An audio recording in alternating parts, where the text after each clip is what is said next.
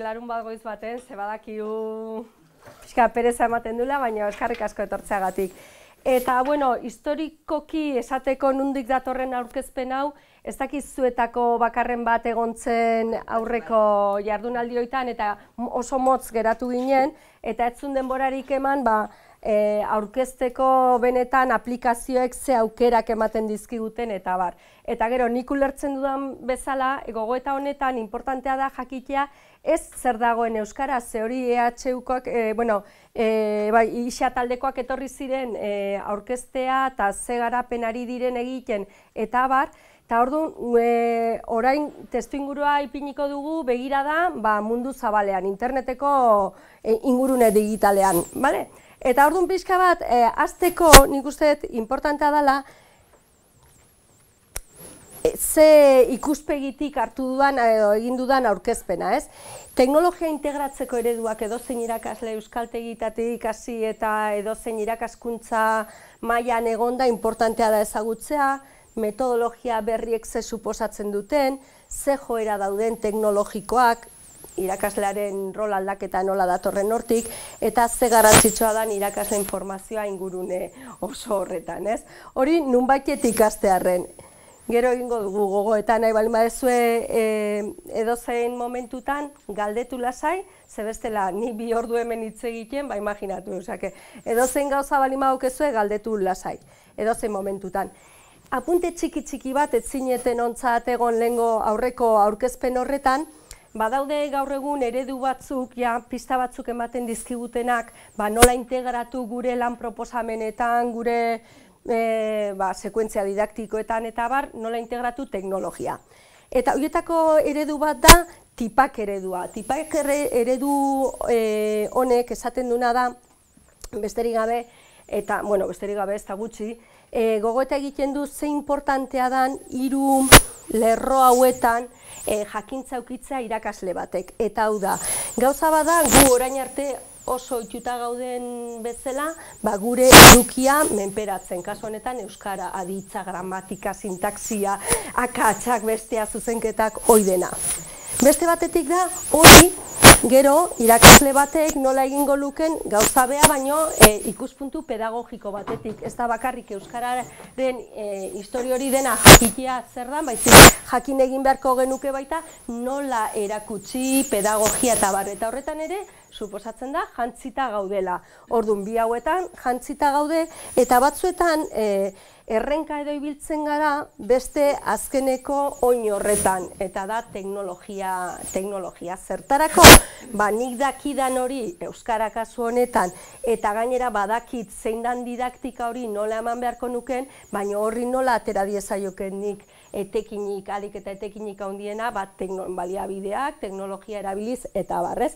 Orduan zuek egin gogoeta, eta pentsatu, 3 hauetatik nun nago, zein da nire indargunea, zein izan leitekeen ahulgunea. Hortik ere, az gaitezke, ez, pixka bat gogoeta egiten. Bigarren eredua oso interesgarria iruditzen zaidana hola ezagutzen emateko da Summer eredua. Eta honek esan nahi du, substitution hori ordezkatzea eta izango itzateke lehenengo planoa, bale? Guk jakiteko ze noaino integratzen duen teknologia gure proposamen didaktikoetan, gure sekuentzietan, lan proposamenetan eta bar, ordezkapena bakarrik erabiltzen dugu, hau da, leheno testu bat idazten baldin badute paperean, oain idazten dute ordenagailuan. Teknologiak hor ez dio balio erantzi bat ematen.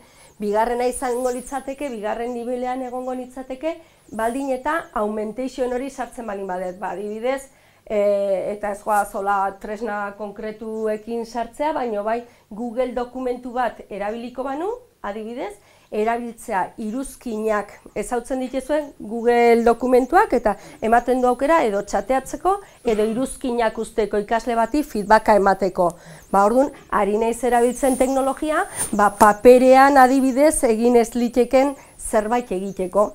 Urrengo pausoa izango itzateke, modifikatzeko, egiten ari naizen zerbait hori, pauso bat areago izango itzateke, ikasleak eduki dezake adibidez gune digital bat, bere ibilbide osoa barnetegian adibidez jasotzeko ikasi ditunak, ez ditunak, progresio hori jasotzeko ez bakarrik paperean, baizik maila digital batean. Eta redefinition hori azken nivel hori izango itzateke, ez guazen erabiltzea teknologia, baina benetan berplanteatzeko proposamen didaktikoak. Adibidez, Zornotzako barnetegia dago harremanetan Oklahomako euskal etxearekin.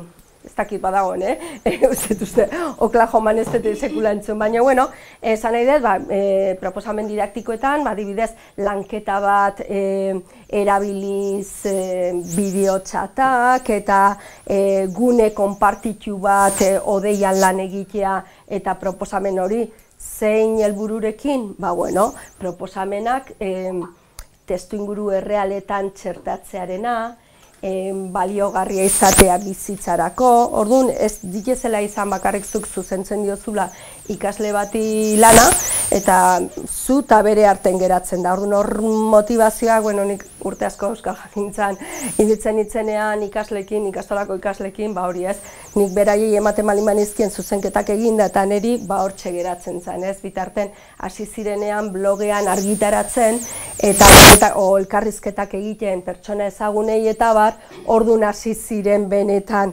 ikusten argitaratzeko, beraien izena zegoenean tarteko, saiatzen ziren askoz ere hobeto egiten idazlanak eta hori nunbaitet ikastearren, ez? Ikuspegi begirada orokor bat, zein eredu dauden integratzeko teknologia. Horiek daude, hori, testu hortxe dauzkezue, adibide batzuk, beste euskaltegi batekoekin elkarlanean, blog bat mantendu, bideokonferentziak egin, testua animazio bihurtu eta hozko kontakizuna sartu ikasleek, milaka proposamen egon litezke, benetan teknologiari etekina ateratzeko. Orduan, esaten dugu, 3 alor horiek importanteak direla. Beste jarraitzeko pixka bat esaten nizuen eskema horrekin, metodologia berriak. Nik usten dut euskaltegien metodologia oso berritzailea izan dela beti, eta oso egunerokotasunean txertatuta. Hitz egiten da, eguneroko bizitzari buruzko gauzen inguruan, eta barrez, baina horretaz aparte, hezkuntzan, ez dakit ezagunak egiten zaizkizuen, baina horrelakoak entzuten dira azken aldian. Arazoetan oinarritutako ikaskuntza, proiektuetan oinarritutakoa, erronketan, ikerketan oinarritutakoa, kasuetan, simulazioetan, bat hartuko dugu adibide bezala, ez hasiko ez da helburua hori ez, baina adibidez erronketan oinarritutako irakaskuntza izango litzateke erronka bati aurre egitea ikasten ari zaren bitartean. Izan liteke, ikasten ari zaren bitartean gizartearen galdera bati erantzuna ematea, eta aitzaki horrekin, adibidez Zornotzan arazoren bat balin badago, ikaslek erantzutea udaletxeari benetako proposamen bat egitea zerbait konpontzeko. Orduan zua izara kasu horretan erabiltzen hizkuntza, baina helburu oso konkretu batzuekin eta oso benetako eta txertatutako testu inguru konkretu batean txertatuta. Orduan horrek egiten duena da, askoz ere dinamismo handiagoa ematen dio hizkuntzaren irakaskuntzari, ez? Hori da gauza bera, hizkuntza erabiltzea, poteatzeko edo taberna baten eskatzeko bazkaria eta hori dena, baina lanen ari zaren bitartean, badaude beste formula batzuk hizkuntza erabiltzeko. Orduan adibidez, hauetako guztiek dituzte bere, ez dakit hemen adibideren bat hemen dauket proiektuetan oinarritutako ikaskuntzak, proposamen didaktiko batek eukiko dituzke pauso horiek, pauso jakin batzuk. Erronketan oinarritutakoak eukiko luke beste pauso batzuk, ez? Kasu honetan, abia puntu bat eman, aurrezagutzak aktibatu, zer dakiten gaiaren inguruan, taldeak egin, hasi lanean, planifikatu, bilatu informazioa interneten, bilaketa horretan erabil dezakete hizkuntza modu askotara, baliabideak topatzen balin badituzte interneten itzuli egin ditzakete, transkribatu, azpitituluak idatzi, itzulpenak egin, proposamenak oso errealak gauzak egiteko, ez? Bilatu gero arazo bati adibidez arazoetan izango balitz, arazo horri aurre egiteko informazioa bilatu ondoren, proposamen bat egin, jende aurrean aurkeztu, udaletxeko entzat balin bada udaletxeko gonbidatu honea eta eman proposamenen berri, orduan da hizkuntza erabiltzea oso kontestu errealetan. Bueno, uste dut ulertzen dela zeri buruz aigean, ez? Hau da erronketan oinarritutako ikaskuntza zikloa, baina bueno, hemen izango litzateke, hemen pentsatu hausnarketa egiten da ikasitakoaz, gero argitaratu eta argitaratze prozesu horretan erabilitezke baliabide digital pila bat, ez? Dokumentatzeko norberaren ikasketa, bideoa grabatu, hitz egin, blog batean publikatu, bueno, horiek dira hainbat elementu. Eta gero, horrekin lotuta edo proposamen horiekin guztiekin lotuta daukeun, hau da Blumen taxonomia, pedagogian jantzita baldin bat zaudete jakin ezagutuko duzue, eta bestela daude beste Bixen taxonomia, taxonomia ezberdinak dira, baina azkenen idea honen atzen zer dago. Gu gure proposamen didaktikoetan konturatu beharko gineke, o kontuan euki beharko genuke, eta nik usten dut hori hemen egingo dela seguronik, jartzen baldin badeu, ariketa bat, testu bat, eta hori, ulermen hori ziurtatu ulertu dutela, egongo ginela, Blumen taxonomiaren B-ko mailan, B mailako gaitasunak lantzen egongo ginatekela hizkuntzari dagokionean. B mailako gaitasunak lantzen ari gogea, buruz ikasteko hiztegia eta horrelako gauzak bialtzen diegunean. Adibidez, tori zerrenda bat eta ikasi buruz hiztegia. Horraia, ikaslengan B mailako gaitasunak lantzen. Ulertu, testu bat jarri eta ulertu ez du, eta hori niteke, naiz eta oso ondo ez ulertu, agian testu zati bat hartuta kopiatu, testak zer, horre B mailako gaitasunak lantzen ari gara. Baina eskatzen badiegu hizkuntza hori aplikatzea, jun eta egin elkarrizketa bat norbaiti, aia pasatzen aia goi mailako gaitasun horiek lantzera.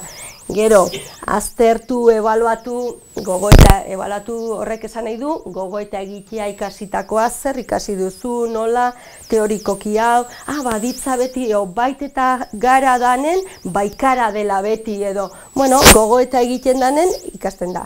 Baina, goi mailako gaitasunak lantzen dira, batez ere, ikasleak sortzen duenean zerbait edo, baita norbaiti azaltzen dioenean, norbaiti azaltzeko zerbaizuk ulertu egin behar duzu, eta hori ere beste elementu edo antzerki bat eginez, edo hori, adibidez audio podcast bat eginez, eta holako gauzak erabiliz eta sortuz. Orduan, hau ere importantea da pixka bat ulertzea, jakiteko beti edo nun gehitzen gehan, ze baldin badie ariketa kutsuneak betetzekoak eta horrela, beti haituko geha honea. Ez du esan nahi ez dieneik egin behar, ze hizkuntza batean badakizu denak oso importanteak direla, mailakatzea baita, baina askotan ez dijozte orden urrenkera natural honetan, baizik dijozte denak naztuta. Baina, importantua da, norbeak pentsatzea, ni ikaslengan zen nahi deten lortu. Eta ulertuko duzu zeitun, zertara natorren edo ekarri deten hau, ze gero ikusi behar ditugun aplikazio askotan ematen dira olako aukerak, zuk sortzeko hizkuntzarekin, bestearekin komunikatzeko, egiteko eta horrelako gauzak. Barkatu. Dizut, orduan, horre ikaslek egingo lukete adibidez, beraiek identifikatu zein galderei erantzungo dieten azpigalderak.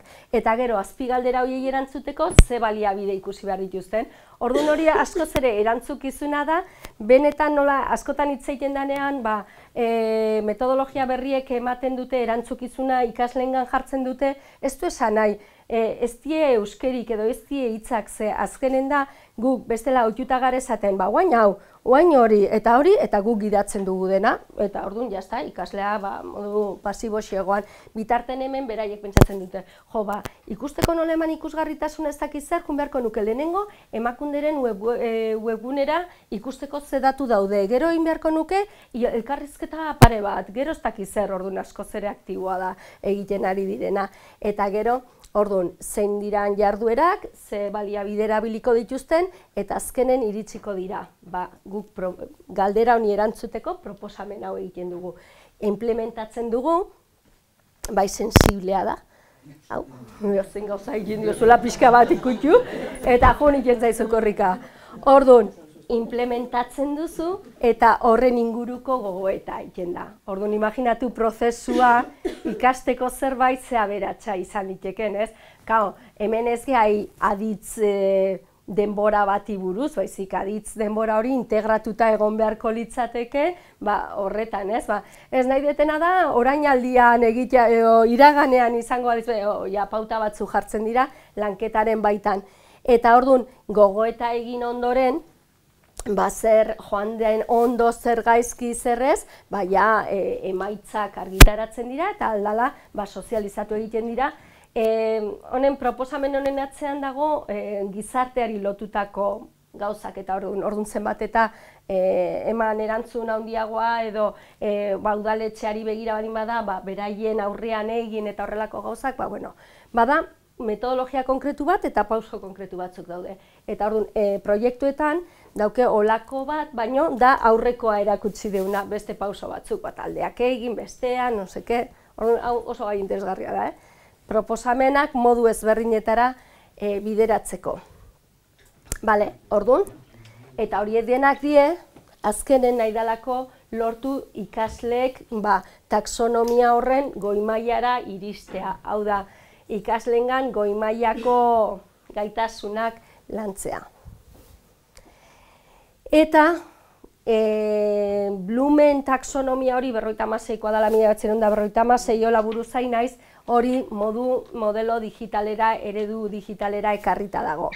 Orduan, hemen dago taula honetan, hainbat gauza, imaginatu hau dela leheno ikusi dezuena, recordar, comprender, aplicar eta hori, eta orduan hemen daude urdinez jarrita, mundu ingurune digitalean zein jarduera proposa diezaizkikugun, takit ondo esan deten aditza, ze hemen zuen aurren esatea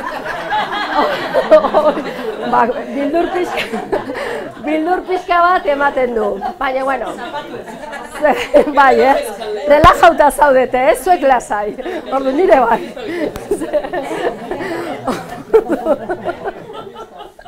Bueno, orduan ikustezu hemen urdinen, badaudela idea pila bat egiteko gauzak, ingurune proposamen didaktikoak egiterakoan, olako blogeatu o bideo blogeatu edo kanal bat euki YouTubeen eta azaldu ez dakit zer, errezetak iten aizeatela, lantzen aizeatela, benetako errezatak eta kozinatzen eta horrelako gauzak, ez? Bueno, hoi dena, abia puntu gisa honetarako. Beste pauso importantea, beste hasierako gurpil horretan da, baita interesatzen zaigu ezagutzea, ez bakarrik zein dien joera metodologikoak, baita zeintzu dien joera teknologikoak, ze askotan igual ematen du irakaskuntza nahi gehala, bizkar ematen gauza askotarako ez, teknologiari, eta agian teknologia lagungarriak izan litezke, baina jakiteko lagungarriak diren edo ez, ezagutu egin behar dira, ezagutu egin behar dira ze aukerak dauden. Orduan, hemen badago erreferentziazko txosten bat urtero argitaratzen dena, eta da Horizon txostena, eta hauen dela urte pilatetik dago, eta denba guztien ari dira argitaratzen, zeintzuk ematen duten izango diela joerak hezkuntzari begira, interesgarriak izan litezkenak, edo garapen bat izan dezaketenak, eta bar. Hemen laburtuz, horietako batzuk gero hurrengo pausoa izango da, hauetako batzuk azaltzea.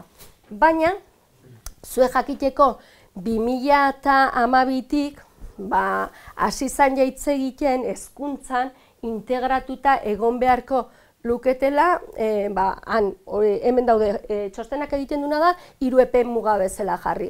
Handik, lantzen danean urte horretan edo urte bitan horren bueltan, ze joerek hartuko duten indarra.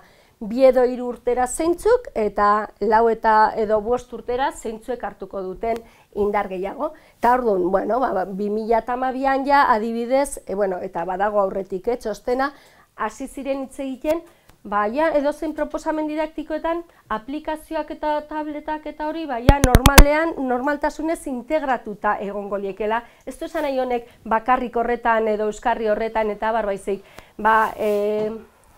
giza gorputza lantzen ari bazara, gian aplikazio bat egongo dela horri laguntzeko. Hizkuntza lantzen ari bazara, badaudela gauzak ikusiko ditugun bezala, lagungarriak izan ditezkenak.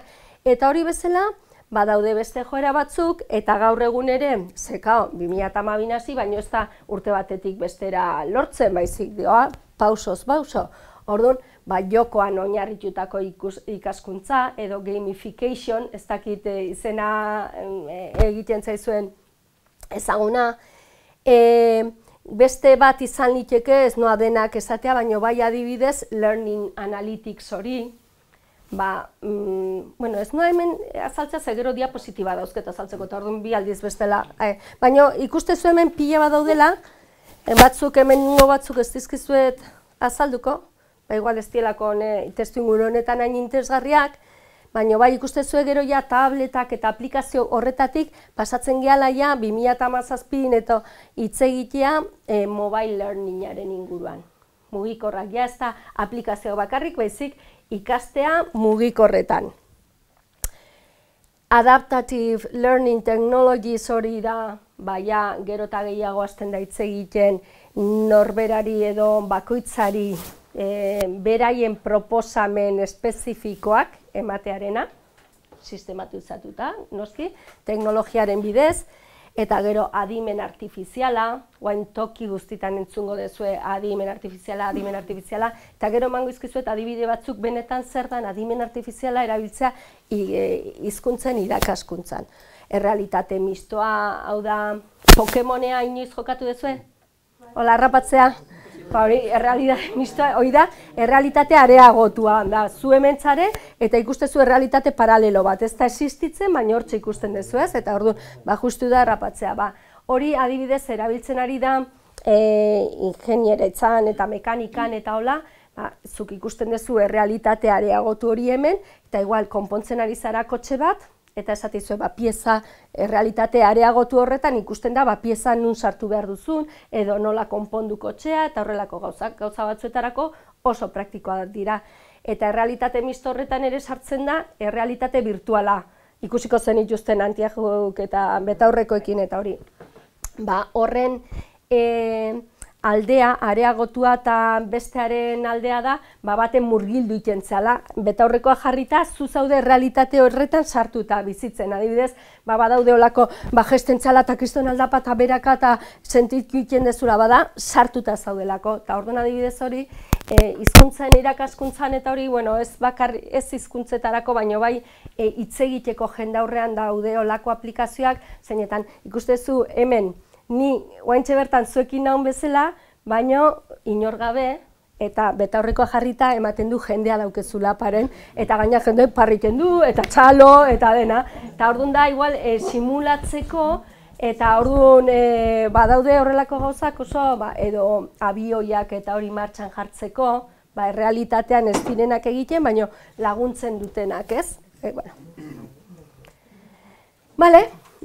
Orduan, hau da txostena esaten izuena, eta guazen ikustea pixka bat azkeneko begirada, ez? Goi mailako hezkuntzan adidez, jende helduarentzat eta abar, hemen txostenak egiten ditu 3 atal bezala. Bata da, ze gauzak daude gizartean edo aurreratzen nahi die eta horiek laguntzen dute geota gehiago teknologia sartzearen adibidez bata oso nabarmena da, WhatsAppen sarrera, ze horrek egin du, jende guztiek teknologian sartu izana lagundu du, sartzea jendea horretan. Horrelakoak, goi mailako hezkuntzan teknologia erabiltzea bizkortzen duten funtsezko joerak, hemen ikusten da, ikaskuntza espazioak berdeseinatzea, hori asko egiten ari da, orain gelak, ikusiko zenuten toki askotan, ez daude hola. baizik, ja, taldeka, beste espazio batzuk, gaina gela baten barrun, baten dau ez dakiz zeren txokoa, besten ez dakiz zer baten irakurketak egiteko, besten hitz egiteko, besten talde lanak egiteko, bueno, espazio horiek kontuan eduki beharreko joera bada. Eta gero hortiken aurrea, bueno, batzuk aipatzearren, giota gehiago, aurrez aurrekok dauke bere kide digitala. Horrek esan nahi du, ez aurrez aurre nagoelako ja ez dauket gero beste ezer, baizik aurrez aurre eukitze horrek ematen dit aukera egiteko askoz ere gauza gehiago, zergatik dudalako hor espazio gune digital bat, zeinetan landuko dituzten gauza batzuk, eta nik bitartean, egingo ditut beste batzuk. Gero flip learninga esaten detenen hobeto ulertuko duzu hori. Baina, gradu modularrak, ja, ez die unibertsitatetan eta ari bali mazarete, etengabeko ikaskuntzan, gauzak aldatzen ari dira, lehenozienak titulazio osoak eta hori, eta guain ja, azten da, tik, bakarrik nahi dezuna, alakarta nahieran izango balitz bezala, oso granula eta modularra. Orduan hori ere, euskaltegik ez dakit inoiz planteatu dan, bueno, badaude aukerak, baina hori asko sartzen ari da. Eta hauek utzingo ditu, bestela arroio handia izango da, eta, orduan, orain, lehenoko taulara bueltatu zau da, 2019an ikusten dezu segida horretan, aurten ja adoptatuta egon beharko lukeen edo teknologia izango itzateke, ikaskuntza mugikorra eta teknologia analitikoak. Hau da, erabiltzea ikasleek ematen duten informazio hori beraien ikaskuntza prozesua hobetzeko.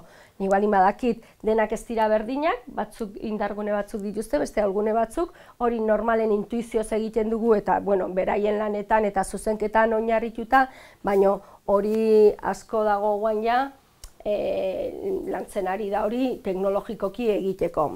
Zure emaitzaren baitan, zuri proposamen bat helaraziko dizut, jarraipena egiteko, eta zuri beste bat, eta zuri interesatzen zaizkizu gehiago jakitea gauza horiek, eta hori, eta ez bakarrik erantzunen baitan, baizik zure ikasketa ereduaren, estiloaren baitan. Bati gehiago gustatzen zaio bideoen bidez, beste batzuk irudiak, beste batzuk irakurtzea, orduan, suposatzen da honek zer ikusi daukela plataforma digitalekin. Eta jarri beharren denentzako material edo baliabide berak diseinatzen dira ezberdinak, eta gero horren baitan historikoki ematen baldin badezu gauza bera azaltzeko formula ezberdinak eta ikasle batek beti hautatzen baldin badu bideoan ikustea, baina makina hor sartzen da adimen artifiziala. Hasten dira ezagutzen nolakoa dan pertsona, zenbat eta gehiago eman informazioa, baldin badaki pertsona horri konkretuki gehiago gustatzen zaiola ariketa kombinatuak, edo bideo bidezkoak, edo ez dakiz zer dauken aparte, hori. Hori esaten nahi gaia, ez dela biharko kontua, baizik gaur egungoa. Hala ere, nik ezagutzen ditudan ikastetxe, unibertsitate eta guztietan, hori analitikena pixka mantso doan. Bai daude txostenak ematen dituztenak informazio asko, baina gehiago dira nun sartu dira, nun ibili dira, zenbat denbora eta horrelako gauzak. Eta gero bai, automatizatzen direnean galdera erantzunak adibidez, hori bai, zeitun gero erakutsiko dizuet adibide bat, hori badago martxan. Errealitate misto adimen artifiziala, pixka eta horreazio, eta baita beste zerbait hitz egiten ari da hezkuntzan, blockchain eta laguntzaile virtualez. Blockchain teknologia agian ezagutuko duzue bitcoinaren gatik, bitcoin dirua txampona, txampona edo ez dakit nola deitu diru virtualaren inguruan, baina horren atzean dagoen teknologiari deitzen zaio blockchain teknologia, eta guain hezkuntzan erabiltzen ari da titulazioak emateko, ez paperean eta horrela, baizik teknologia hori erabiliz titulazioak, gestioak egiteko, gauza bat asko indarra handiz sartzen ari dana hezkuntzan. Eta beste gauza da laguntzaile virtualak. Eta hori seguro ikusi dezuela, sartu zaretenean webgune batera, derrepente olako txateatzen dun bat sartzen da, eta kaixo, zertan lagunduko dizut, edo, hau nahi dut, eta hori dena, hori laguntzaile virtualak dira. Orduan horrek ez dio kenduko oraingoz irakasle bati lana, baina bai lagundu dezake zalantza oso konkretua, bai gehi gara nola da, eta bai kara, ze hori badauke makina batek erantzutea, ez dauke beti da berdin erantzuna, orduan da horren atzean datu base badago, eta ikasten doana, eta hori. Olako gauzak eta zuzenketak egongo bali eta zuzenen tori eta zure, hor ja badijo, aurreatzen nahi da asko. Eta, orduan, horietako batzuk, pixka bat sakontxeago jartzeko, honeaino, galderak. Ze bestela, pipa, bota. Oraingoz, ados, ez? Ez da bestelako.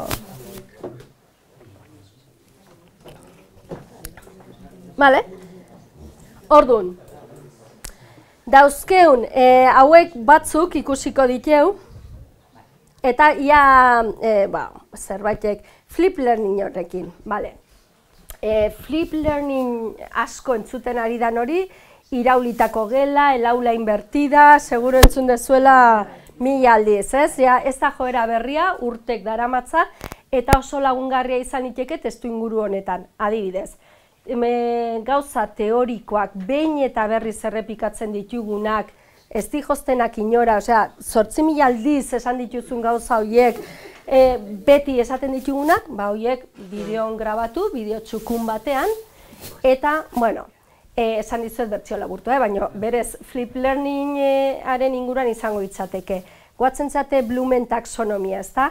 B mailako gaitasun horiek lantzeko, ulermena, buruz ikastekoa eta olako gauzak, ez da behar benetan beste aldean irakaslea egotea. Ze horrek egiten duna bakarrik energia galdu eta energia xautu esango nuke irakaslearena. Orduan horretarako, egin itezke, teknologiak ematen du aukera eta hoia oso reala da eta zuetako edo nork egin dezakena da, lanketa ezberdinak. Klasetik kanpo atera B mailako gaitasun kognitiboak behar dituzten jarduerak, bideo bat grabatu, azalpena eman, eta gero galdera jarri bideo horri, bakoitzak erantzuten du, gero erakutsiko izuet hori, hori oso erresa da egitea, eta orduan gero automatikoki ikasleari iristen zaizkio erantzunak, irakasleari iristen zaio kolorinetan zeinek indun gorri, zeinek berdea eta zeinek horia, zenba denbora pasadun bideo ikusten, zein dan gela osok beti gaizki erantzuten duen galdera, ze horrek emango dineri pista, horrek hori ingo dut berriz azaldu, baino ez dena berriz, gauza batzuk oso garbik egongo dira. Horretarako flip learning hori berez da idea, klasetik kanpo ateratzea B mailako gaitasun kognitiboa behar duten jarduera horiek, aurreratu hori, orduan etortzen direnean klasera, ez duzu zertan denbora pasa azalpen horiek ematen. Eta horrekin orduan, aprobetxatzen duzu ikasitako hori, goi mailakoak lantzeko. Orduan, askotan esaten, baina ez dauko denbora proiektu bat iteko, erronka bat, ez dakiz zer, denbora gehiegi pasa beharko denuke. Ez, zuk hainbat jarduera kanpo uzten bali baitizu, beste lako gauzetarako, energia eta denbora gehiago daukazu. Eta horretarako gaur egun oso garatuta dago eta ez dau ezer asmatu beharrik dena, asmatuta dago eta hori bai egin liteke. Eta orduan hori lotuta dago analizien, datuen analiziarekin. Zematen dizkit, modu oso sinplean, perspektiba bat ikaslena. Orduan, hori izango itzateko oso labur esan da, eta hori ez, hemendiken ateratzea, klasetik kanpo, hori. Eta, hemen, hau nik aspaldi egindako Euskaltzaindiaren arauak lantzeko aspaldi indako bideo batzuk diez, hola sail bat, plataforma bat erabiliz, eta orduan interneten gero erakutsiko izkizu, baina daude plataforma pila bat, zeinetan zuk zure bideoak egin ditzakezu, edo euskaltegik iten baitu euskaltegin kanala jarri, eta gero zuk horiek erabili behar dituzunean, ez? Eta holako gauza pila bat daude. Orduan hemen egiten dana da, kasu honetan hau da hau eginda, TED Education webgune batean, ematen du aukera zuk nahi dezun bideoa igotzeko, eta harren gainean galderak egiteko, hausnartzeko plaza bat, eta olako gauzak egiteko. Baina badaude adibidez, galderak egiteko, ez dakit hemen jarrita dauketen, bueno, hau da, hori, komentatzen nizuena, TED Education. Orduan jartzezu bideo bat, izan liteke zurea, edo ikasbilekoa, edo nahi dan tokikoa, eta gero galderak eta ez dakit zer. Orduan zu bakarrikin behar dituzu, horiek landu. Baina, hemen daude horiek egiteko, ze egin dezakezu besteik gabe bideoa jarri eta jarri galdera erantzunak automatikoki har ditzatela beraiek. Baina hurrengo pausoa da, klase virtual bat sortzea, hola galdera horiek ateratzen dituzunak erantzunak zuregana iristeko eta jakiteko zein den errealitatea. Eta horretarako hola daude tresna pila bat. Eta gero daude tresnak, adibidez, hemen jarri deten, bueno, bai, adibidez hau bat, bueno, zein bat onura, nahi balin badeu atzea in, goi mailako gaitasunak aurrez aurre lantzeko denbora, ikaslekeroen erritmora egin dezakete, azalpen bat entzun, ikusi, 1000 aldiz nahi duten guztietan, gaina baliabide gehigarria jartza daukeo, bideo motxe zain nahi zitze egiten, eta orduan irakaslea jarraipena egin dezake, pixka B mailako horiek nun dijozten. Eta horretarako beste milaka tresna daude, baina beste bat oso interesgarria eta errexa erabiltzekoa da Screencast-O-Matic adibidez. Honek egiten duena da, bideo tutorial horiek nola nahi bali maizu zure aurpegitxoa horberan azaltzen den horietako bideoak egiten ditu. Orduan zua izea,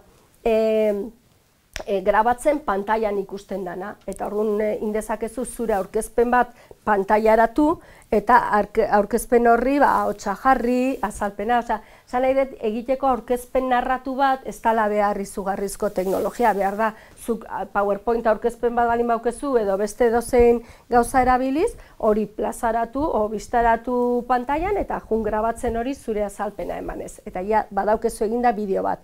Gero beste pauso bat izango itzateke, bideo hori igo inberra daukezu nun baitea, eta gero ja jartzen dizkiozu galderak. Orduan pauso ezberdinak dira. Egin dezakezu bideo azalpenarekin da listo, ikusten dute, eta ez dezu jarraipena egiten ikusi duten ala ez, edo nahi bazu dena osoa. Eta horretarako, hau izan liteke. Beste bat da adibidez, nahi asko gustatzen zaidana, Edpuzzle aplikazio bat. Eta hau, bideoa jarriko deu. Ez dakit txertatuta dauketen, ez, da, elbidea da. Hau izango itzateke.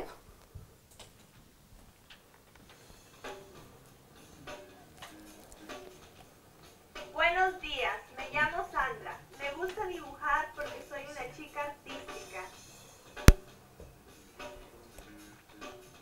Y él es Alberto. Eta orduan geratu iten da bideoa, eta esatizu, ¿cómo se llama ella? Ernezen deten? ¿Cómo se llama? Sonia? Alicia? Igual abixatin behar nizuen lehenago, erdegoteko. Sandra, venga, guazen ikustea. Ze bestela daukeu itea, imaginatu ikasle batek, hau etxen dau, eta ondo. Es una chica artística, hori importantea da ze. Ez que berez hau jarri deze da adjetiboak lantzeko, digo, igual inspiratzailea da. Orduan, se llama Sandra, eta indezakezu, ez ari bazare ziur, rewatch hori eta bestela hori, ez da? Sandra, vamos a ver. Eta, bialdo egingo genuke. Y dice, hola, ¿cómo se llama ella? Sandra, bai, ondo dago. Ondo guaz, vale, venga. Continue. Un amigo, es una persona muy buena. Alberto. ¿Cómo se llama su amigo? Alberto. Vale, ondo guaz. Muy buena. Hola, ¿qué tal? ¿Gusta Yo ser? soy un estudiante trabajador, no soy perezoso. ¿Cómo es él? Ya está, bueno, ulertzen da, ez?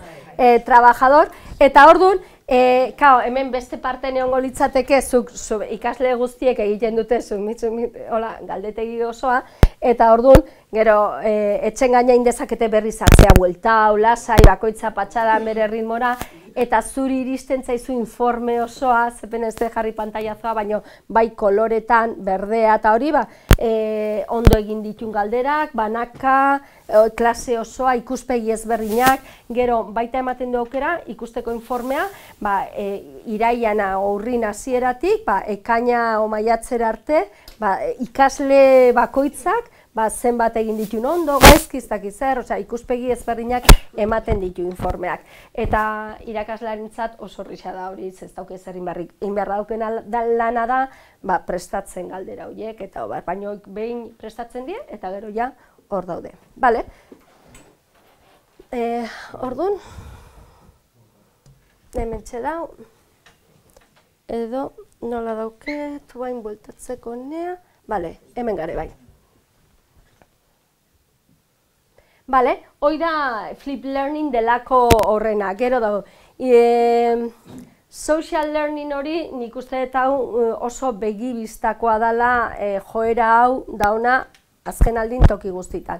Eta honek zekin dauke zer ikusi, dauden web 2.0 delako zelako horrekin zer ikusia daukaten erraminta guztik, ez, txateatzea, txatak daude, gaur egun WhatsAppez talde bat sortzen balin badezu, o talde txikitan ere erabiliteke hizkuntza lantzeko, edo foroak, edo komunitate virtualak, edo blogak, edo Instagramen egin dezakezu, erabil dezakezu helburu didaktikoekin. Instagram da, ez dakit ezautzen zuen, segurona denak bai, baina ez duen antzako ezagutzen, argazkiak dira protagonistak.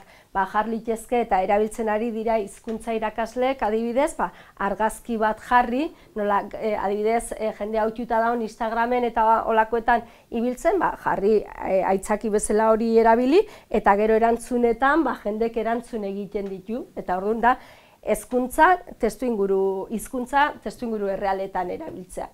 Izan liteke Facebookeko talde bat egitea, eta nola jendea adin batetik aurrera, segun ze adinetakok dien ikaslek, egongo die edo Instagramen, edo Facebooken, eta orduan Facebooken taldetxo bat egin liteke, eta da, hemendik kanpo egiten diren gauzak, hemen gelane erabiltzea, erabiltzen balin badea horma lagunen gauza komentatzeko, hemen jarliteke irudi bat, eta ze iradokitzen dizu, edo zer egin dezakezu horrekin, edo nor gonbidatuko zenuke horra, edo da, aitzaki bat erabiltzeko hori elkarrekin partekatzeko, eta jarlitezke klasearen jarraipena egiteko, klasetik kanpo, aitzaki bat egiteko, irakaslea ez da sartzen, ez du esan nahi onbardanik orden guztin hori begiratzen, edo sartzen da, noiz behinka eta hori, baina, beraien arteko hori erraztea izango litzateke. Mugikorrena mundua da. Mugikorrena gaur egun, gaina, ikerketa guztik eta Euskal Herrian gazteak eta ezain gazteak ikertuta dago, da gailu horretatik, ordenagailutik baino gehiago sartzen da, kontsumitzen da, errealitate bada, leheno garai baten esaten gendu nahi zala, oan errealitate bada. Orduan, hori erabilera didaktikok mila izan ditzake ez, mugikorrak tabletak eta barrez, jartzen balin bada, erabiltzen balin bada, hizkuntza ikasteko gero erakutsiko dizkizuedan hainbat aplikazio, zaitezke mugikorrean trenean zoatzenean eta bukatu etxean ordenagailu, mai gaineko ordenagailuan edo portatilean. Esan nahi deten horrekin, gaur egun egiten diran material horiek erabil daitezkela gailu ezberdinetan eta gune horietan astentzean tokin eta bukatzen dezun, amaitzen dezun tokin astentzea hurrengon jarraitzen dezu beste dozein gailutan. Edo non, eta 24 orduz, ez, erabilitezke olakok. Eta gailu mugikorren bidez edo mai gaineko ordenagailu bidez, bideokonferentziak egin ditzakegu, hizkuntza praktikatzeko, zalagunaren abezela, baina edozein momentutan, eta hori edozein euskaltegik eukitzeko gauza oso errisa da, edolako taldek sortzea, denetarik egin liteke mugikorrarekin, gero ikusiko dugu, hainbat adibide. Beste jora bada, baina hau aspaldikoa, ez dakit hemen erabiltzen dezuen edola, hodeian lan egitea. Hau da, leheno komentatzen genduna, dokumentu baten eta dokumentu horren gainen, iruzkinak ustea, zuzenketak eta bar, eta gero ja ikasleek gordetzen du hori, eta hodeian korreoa, hodeian beste. Gero horrek ere, beste implikazio batzuk baditu, baina ez geha horretan sartuko, tabletak eta horrela. Edozein gailutan egin litekena. Adibidez, hau dokumentua da, eta horren inguruan notifikazioa jaso, zuzenketak, ikasleik ikusten duen zure zuzenketa eman diezaiokezu resolver hori edo ebatzi, eta ja irakasleak badaki ikasleak ikusi duela, hori, eta oso modu sinplean betiko zuzenketak egiteko, baino plus txiki batekin, o plus handi batekin. Eta gero beste bat, gamifikazioarena izango litzateke, eta gamifikazioa da jolastea, eta jolastenari edo jolasaren ezaugarriak helburu didaktikoekin erabiltzea. Eta orduan hemen, edozein gauza egin liteke, ze gauzak aplikazio gehienak, gaur egun egiten ari direnak hizkuntzen irakaskuntzan denak gamifikatuta daude.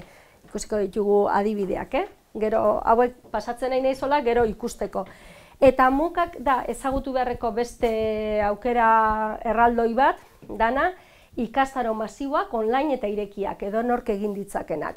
Zuek jotzen baldin baduzue internetera, ikusiko duzue, hori da akronimoak, daude ikastaro online irekiak dira, eta orduan daude bi nagusienak, modelo eredu asko daude, bata da isa eta beste batzuk die komunitatean oinarritutakoak, hau da, proposatzen dira eduki batzuk ikusteko, irakurtzeko, edo zer gauza egiteko gai baten inguruan, eta gero komunitatean, Twitterren, Facebooken, norbea juten da komentatzen bestearekin, eta horren ikaskuntza eraikitzen da horren gainean, komunitatean oinarrituta.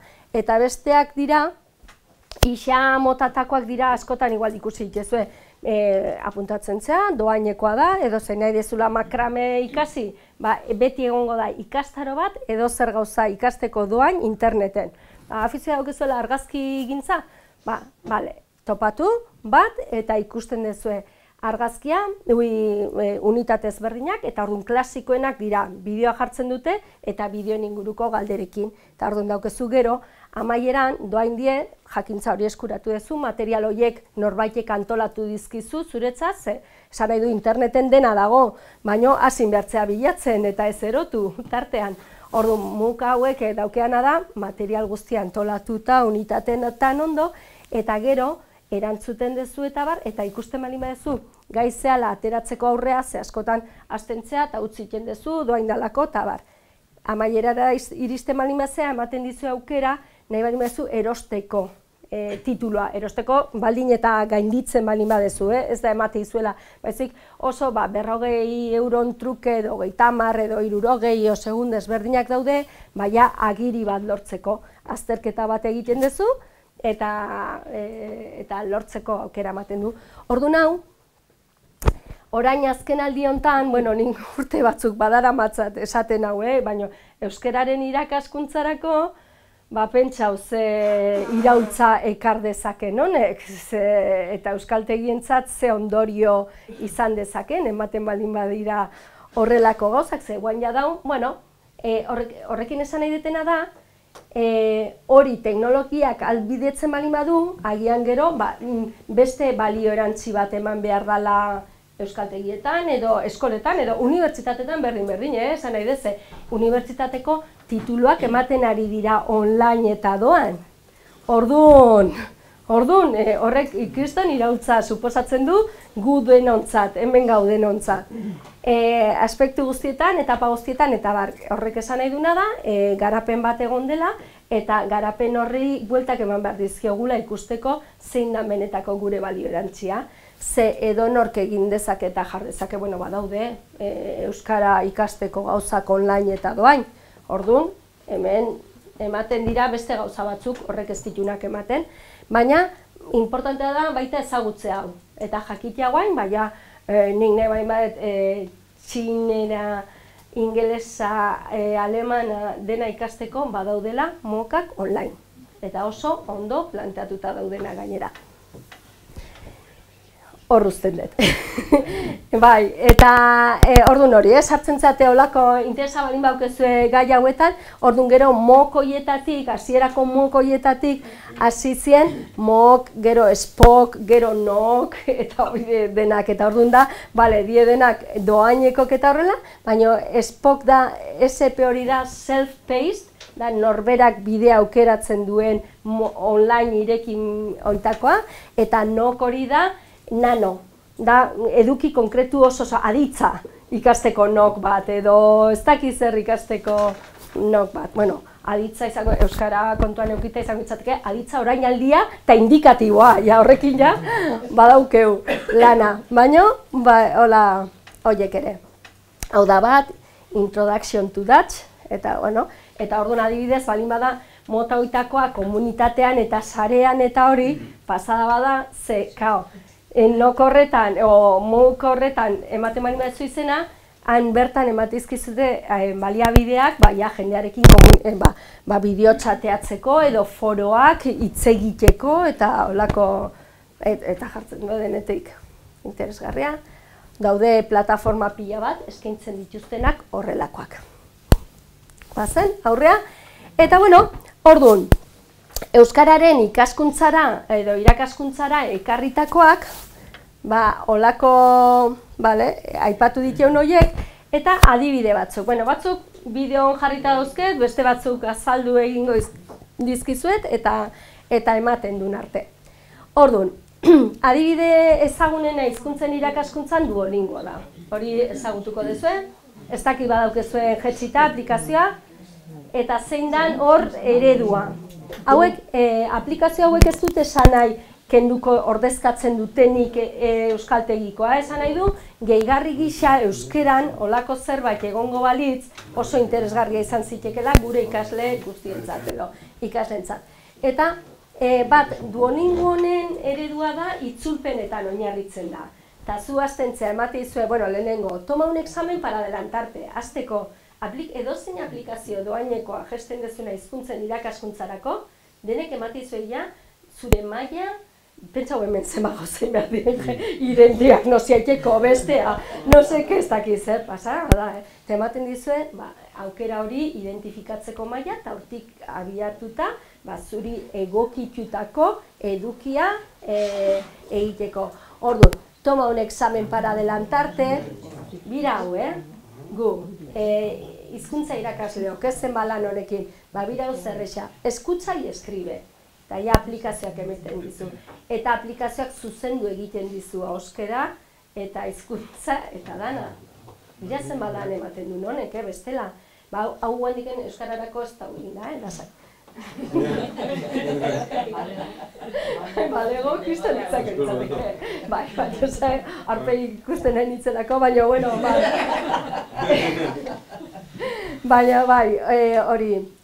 Bueno, hau, bizka etxaskarrillo, pentsa hau, eta pentsa hau iztegi, oain aizate, probatu itezu iztegi neuronalak. Ez ez da? Haka honi, zakit esan edo ez, baina itzultzaileek ere oso, horregatik pentsau berdialdiz. Bueno, hola, gainetik esan da, itzultzaileek ere arduratzeko modukoa da, ikusi, probatu dezu, ez? Nik egunen erabiltzen den. Askotan pasatzen dutelako testua gaztelaniatik euskarara, edo alderantziz, edo hori. Eta benetan lehen osana Googleekoa eta esaten gendun, buah, no seke, eta guain ja, hiru dauzkegu. Hiru dauzkagu. Modela, Elu Jarreko guain berritu dela eta hizkuntza gehiagotara ekarri dela.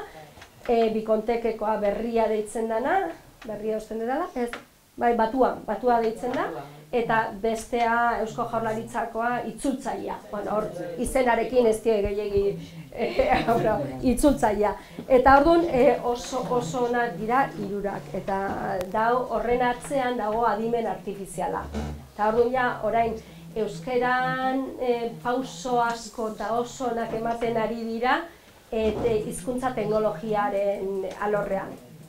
Eta horrek esan nahi du, ja errealitate badala, lehen garai baten amets zena, adibidez, transkribatzea testuak, edo hori, holako aplikazio hauen atzen da hori guztiez, esan nahi den, garatuta dagoela, orduan da pentsatzeak zer komeni da, nola komeniko litzateken zerbait egitea, ez? Eta gero, gamifikazioaren inguruan, adibidez honek, hemen txedago adibide bat, ez? Zuk irakasle bat ezin da egon denba guztin ikasle guzti esaten oso ondo iritsi zira ez dakin nora, edo horrela, ez da. Eta makina bat, bai, eta orduan norbeak iten ditu bere eguneko ariketak, eta gero, sobrepasaste la meta diaria, gehiamar, ja motiba egiten zea, eta estás en racha y tal, y alcanzaste tu meta, eta ez hori bakarrik. Ikusten baldin bada zehala egiten, notifikazio bat iritsiko zaizu, eta hori pertsona bat ekitea eta bakoitzari pertsonalizatua ezin da, eta horretarako daude makina horiek, ez? Eta orduan hori izango litzateke gamifikazioaren hori, ez? Orduan hemen daude adibide batzuk zeharik eta nola egiten duten gamifikazioa, ez? Traduce esta oración, eta gero hemen daukezu I am a big, zakitzer. Eta orduan daukezu ahoskatzea eta idaztea, eta beak esateizu, usaste la palabra equivocada, zuzendu egiten dizu momentun, eta horrelako, hasi, lingotea, aurrerapena, zure evoluzioa, eta hori dena. Oso interesgarria, eta hemen dau oinarrituta itzulpenetan. Esaten genduna, tutore virtualak ere interesgarrik diela, holako automatizatzeko hainbat gauza, adibidez, hizkuntzaren irakaskuntzarako da, hau dau, integratuta guain Duolingoan, hain dela gutxi uste integratu zutela, ¿qué quieres beber? Agua, por favor, orduan, ematizu aukera elkarrizketa bat ileko makina batekin. Orduan, hau guendiken euskeraz ez da guain ondo, baina beste hizkuntza batzuetan oso, euskeraz ere uste dut haidiela, nun dago botak eta nun daude? Telegramen. Baina euskeraz bai? Gutxiago. Baina, esan nahi detena da, hori, imaginatu ikasle batentzat, edozein egoera eskatzen dura zerbait denda batean, ikendu, aukeratzen duzu zemotatako konversazioa nahi duzu, eta medikuren apuntzeala eta orduan, eta kaixo zer moduz eta zer duzu, eta beste, holako praktikak egiteko. Beste bat da buzu. Buzu hau, beraia jartzen dute, habla un idioma dedicando tan solo 10 minutos al día. Bueno, más que habla, gutxinez hobetu edo zerbait egin, ez? Eta orduan da, cursos de idiomas completos, korrelaciones, hau hizkuntza pila batetan dago, eta orduan aprenderás, comprensión lectora, expresión oral, expresión escrita, comprensión auditiva. Eta hemen dituen gauzak, gero bideo txiki bat jarriko dizuet, baina honek ematen du aukera txarteltxoak egiteko definizioekin, hitzekin ikasteko hitzak, hiztegia, definizioa, ejercicios escritos, correcciones de hablantes nativos, ematen dizu aukera beste norbaitena zuzentzeko eta zurea beste norbaitek zuzentzeko. Aplicaciones de test y certificados, ejercicios de gramática, de vocabulario, hizkuntza ezberdinen artean egin dezakezu eta hori ez, eta doaineko bertsioak bakarrik hori, holako tarjetatxo batzuk egin, eta ondo dago, eta bai, premium da, baina a partir de $5.41. Que ematen du guain interneten, esatizuela, a partir de $2, kita, que es una pasada, eta da, pentsa, baxordi bat hartzea, juten txanen. Orduan,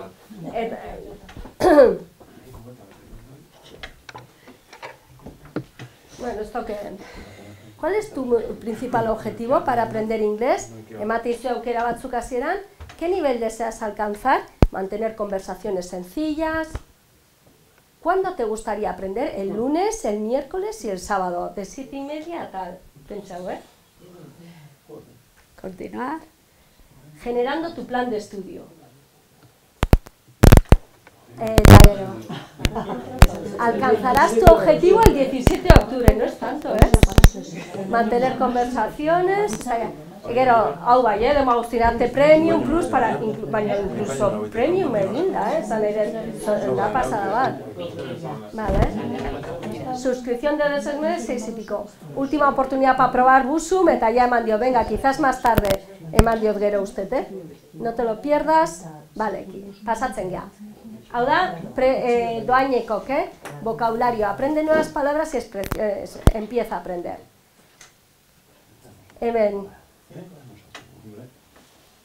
Ai, ez da entzuten, baina, jarri indiot gero. Hau dena da nire mugikorra gaur goizen, Osea que... Esando ya. Esando, vale. Welcome. How's it going? Ezana ikusten da nerea, nik erantzun iten, How's it going? Hola, naiz goizen. How's it going? Esta frase significa lo mismo que cómo estás, ¿cierto o falso? Vale, correcto. How's it going es una forma informal de decir cómo estás. Great. Eta gero ematen dizu aukera zuk iteko, I'm great. Gero kontestualizatu egiten du. Okay. Okay? I'm okay. Estoy bien, itzulpena eta guzti, Aquí tienes un consejo, eta gero tip bat, o lo que sea. Usted se ondo. Hi, Anna. How's it going?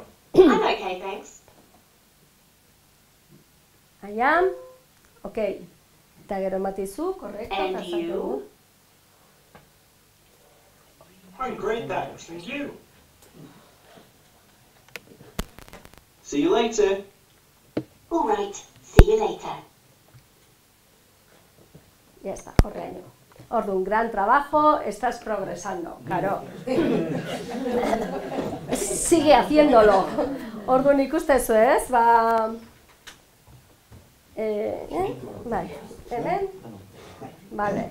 Eta, orduan, hau da, adibidetxo bat, bueno, nola, eta gero ja, dijo nivela, garatzen, da, dena, hau, adibide bat. Beste bat da, holakok asko daude, baina adibide batzuk hautatu ditut ikusteko, zer daun hortik zer, Honek egiten duna, Babela honek egiten du, web aplikazioa dauketa mugikorrerako, eta lantzen ditu bai ahozkoa, bai idatzizkoa entzumena, irakurmena, maila eta interesen baitako pertsonalizaziorako bidea ematen du, diagnosia egin eta zuk aukeratzeko bidea, eta komunitatea sortzeko aukera, igual euskaltegikoek, edo euskaltegiko gela batekoek, edo... Eta, ia, hemen zer grabatueten.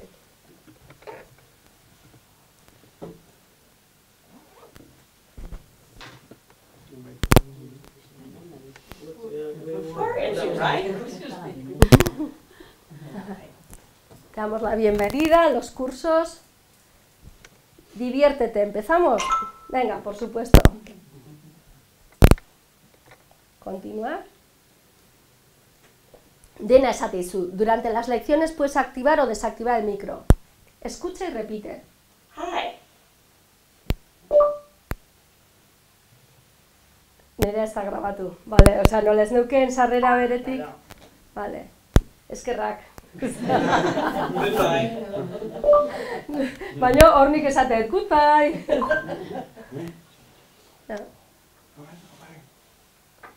Thank you. Hor dautartean iain naizelako grabatzen,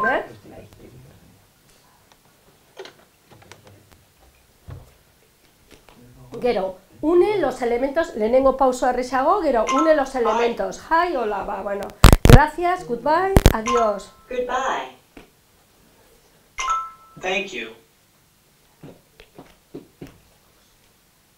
Eta ordu, une los elementos. Escribe la traducción. Eta orduan ja, guain zuk idatzi behar dezu, osea, dijo, mailakatuta dijo, lehenengo da hautatzea, gero ja zuk idatzi behar dezu. Lo sabías, hi y hello significan lo mismo, eta orduan olako azalpentsoak, bueno, hasierako mailetarako, hau imaginatu ja, maila altuetan, ze noaino iriz daiteken. Adiós, goodbye. Goodbye. Bai, es una manera común, tal.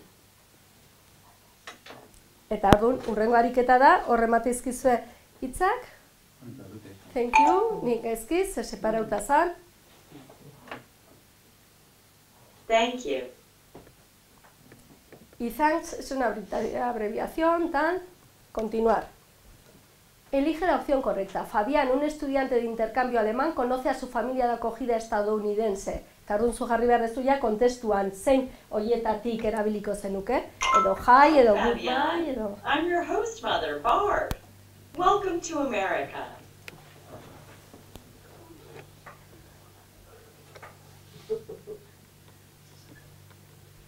Hello, Bob. Thank you. And I'm Annie, your host sister. Nice to meet you. Eta orduan jarri behar dezu Hi, hor. Annie. Nice to meet you.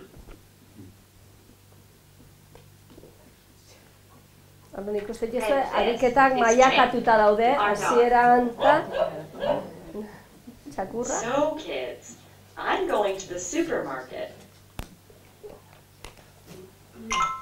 Okay. Bye, Mom.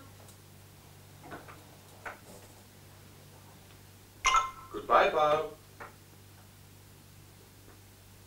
Vale, escucha y repite. Orduan, azten da horrela, sekuentzializazio bat, bueno, nahi nun sekuentzia osoa ikustea, baina... Vale. You're in the right place. Zuk ja, hemen ja zuk idazten dezu, eta gero eta gehiago. Good night. Good night, Fabian. Honek ematen du aukera, Good night, entzuteko, Bob. hautsa. Bueno, baten utxe egin dut, ezak. Thank you, batea jarri detelako, baino. Orduan ikustezue, beste aukera atxo bat, eta, bueno, hau dalako oinarrizkoa, baino gero badao askoz ere komplexo. Esan nahi dut, teknologia hor daula, eta gero zuk nahi dezun mailak eta egin dezakezula. Eta orduan, hurrengoa, hau zein da? Bueno, hau ez dut egin bideoiketa hori, baina olako beste bada. Hau da, con intercambio de idiomas, ematen du aukera, baita zure nivela, mi idioma materno cual es, jartzen ditezu olako gauza batzuk, eta ematen du baita aukera, gauza beha ariketak egiteko, ez noa denak erakustea, baina nik uste beste biekin, eta gero hau ere beste bada. Hau, honen beste eredu bat ikusteko zer da hortik zehar ingurune digitalean, find your teacher. Dau, aukera, zuk nahi dezun irakasle sueltoak topatzeko, eta orduan nola Amazonen liburueak edo erosketak eta jende jartzen ditu me gusta, no me gusta, eta ez dakize, gauza beha irakaslekin. Eta orduan zu daukezu esatea, find, why, zergatik erabili hori, bueno, emate dizulako zure ibilbide pertsonala, ematen du aukera pertsona batekin hitz egiteko, hau da, irakasle pertsonala izatearena, hau da beste tendentzia bat, eta edozein momentutan, eta bar. Ordu nola mundu osoan zeharreko pertsonak dauden apuntatuta, igual zaiozu goizeko 3:00 apuntatzea, topatzezu, da ona Japonian edo beste, ez dakizzer. Orduan, aukeratzen dezu ai, Jesus? Hola, aukeratzezu irakaslea, eta ematen du aukera ikusteko bere hasierako bideoa, eta esatezu, haze, hau ez, edo, bai, honek ematen du, hori, pentsa uno haino, hautatzen dezu dira, 10:00 ostegunen ostiralen zordutatik zordutara nahi dezun Jesus, ez dut ikutu, kriston makina daukezu, baina ikusen bakarrik urbilduta, hau edala. Eta orduan horberan, eta ja, gehitzen za itzordu egiten duzu, eta ja pertsona horrekin zaitezke, eta hori da, mintzalaguna, hautatuta, ze. Bale, eta gero nahi hau asko gustatzen zaidan aplikazio bada, guain nola jende guzti da Netflixen eta olako plataformetan, Flix honek egiten duna da Netflixeko eta beste hainbat tokitako bideoak ikusteko azpitituluekin, ikusingo dezu, ze errexagoa da ikusita, baina azpitituluak gehitu, jarri, zure lankuadernoa egin osat dezakezu hiztegia, esamoldekin eta ezakizerekin. Orduan, bira honekin, berez da, hautatzen duzu, orduan da guztua, zu aizea Netflixeko zure gustuko film bat ikusten, eta horrekin hizkuntza landu dezakezu. Orduan, gaina... Filmarenak, edo... Egongo dira, ez, integratuta dau Netflixen, eta pentsatzen den Netflixekoek ordainduko dituztela. Eta gero dau YouTube Premium baita eta olako plataformetan, pentsatzen dut egin dau. Karo, bai, ez da plataforma bat, eta nik uste doain zerbait badau laikia, zenik ni sartu naiz eta probatu dut eta egin ditut gauzak, baina gero ja eskaintzen dizue gehiago ordainduta. Baina ni pentsatzen dut egin daukiko dutela akordioak plataforma horiekin, ez? Hau oso ezaguna da. Eta orduan, ematen dizuen aukerak die, hau da, sartzen zea kontu egiten duzunean, dauzkezu aukerak hautatzeko ze plataformatatik aukeratu nahi dezun filma, gero zure hiztegi pertsonala hor geratzen da gordeta, jongo naiz erakusten, baina hemen hor die plataforman, Netflix, YouTube TV Shows, TED hitzaldiak, bakizu hitzaldi horiek interneten eta hori, eta baita zure ordenagailutik bideo bat igo dezakezu. Pentsa ze aukera interesgarria. Eta gero, bigarrengo hiztegiarena gehitzen zaizu zure historiala, bideoak ikusiala azpimarratu dituzunentzak, automatikoki zure historia hiztegira eta baita Facebook hori dira esamoldeak eta esaldiak eta horrela, zure bideoak ikusi dituzunak hemen ere geratzen zaizkizu baita ikusteko ze hitzak pelikula bat bakoitzetik zeintzu jaso dituzun, gehi zeintzuk begiratu dituzun eta berriz ikusteko eta bar. Eta gero, holako ariketak sortzen dizkizu automatikoki sortzen ditu ariketak ikusi dezunaren baitan. I heard a great story recently, adibidez ez? Ematen dizkizu aukera batzuk eta zuk aukeratzen duzu eta ematen diozu correct honi eta ematen dizu hori. Beste bat die mota honetako, ematen dizu esamolde bat eta hori eta gero zuk aukeratzen duzu. Eta esaten dizu momentun, ondo gaizkin dezun, eta bar. Beste hauetakok ere bai, ematen dizkizu proposatzen ditu hitz batzuk, eta zuk arrastaka eramaten duzu, holako zuzenketa, pentsa, eta gero ematen dizu, sesion kompleta, ematen dizu zenbat egin dituzun ondo, hemen zure progresoa, oso ondo dago. Oso ondo dago. Bueno, honenare, bideoa indizuet, ikusteko igual hobeto.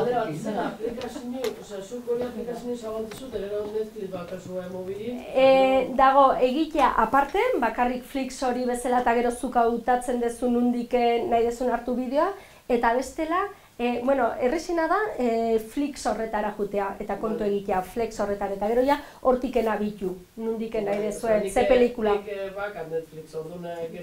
Hori da, gero utziko dizu hartzen zure pelikulak, bideo indizuet, ikusteko igual hobeto xo. A ber... Era?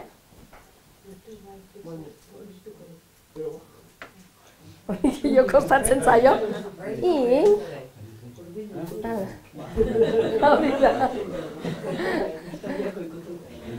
Bale, etxoin, ingo dut berriz, ikusteko. Zea botxik gabe grabatu baina atzekok ikusteko beto, ia lortzen deten, xabego emango diot ordu.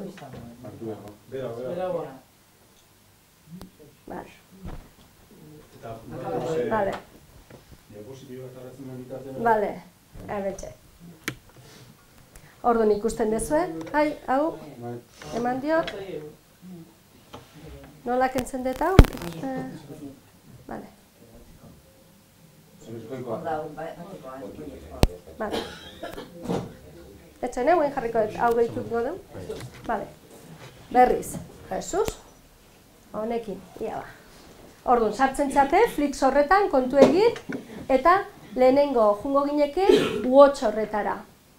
Hortiken hautatu nahi dituzun filmak eta bar, hor daudenak, eta gero balin baukezu Netflix horra salduko zaizu egiteko login zure kontuan, eta hortiken.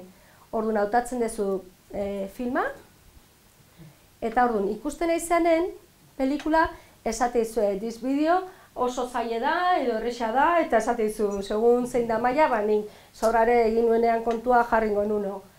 Eta orduan ja, hastentzea ikusten. Subtitulok azaltzen dien. Geratzen dezu, eta emateizu, pentsau, bai. Pasada, Eta ez bakarrik hori, zu jutentzea gordetzen, find ourselves, hemen, spot hori, nik nahi de jakin zer bat. Ahoskatu egiten dizu, eta gero gordetzen zu favoritotan, nahi agitzen da zure liburuzkan. Krisona da, hau da, pasada. How about right here? Eta esatezu, bale, about nahi dute, right, bakarren bat hautatzezu, esateizu zeintzu bien aukerak, hauskatzen du, eta gero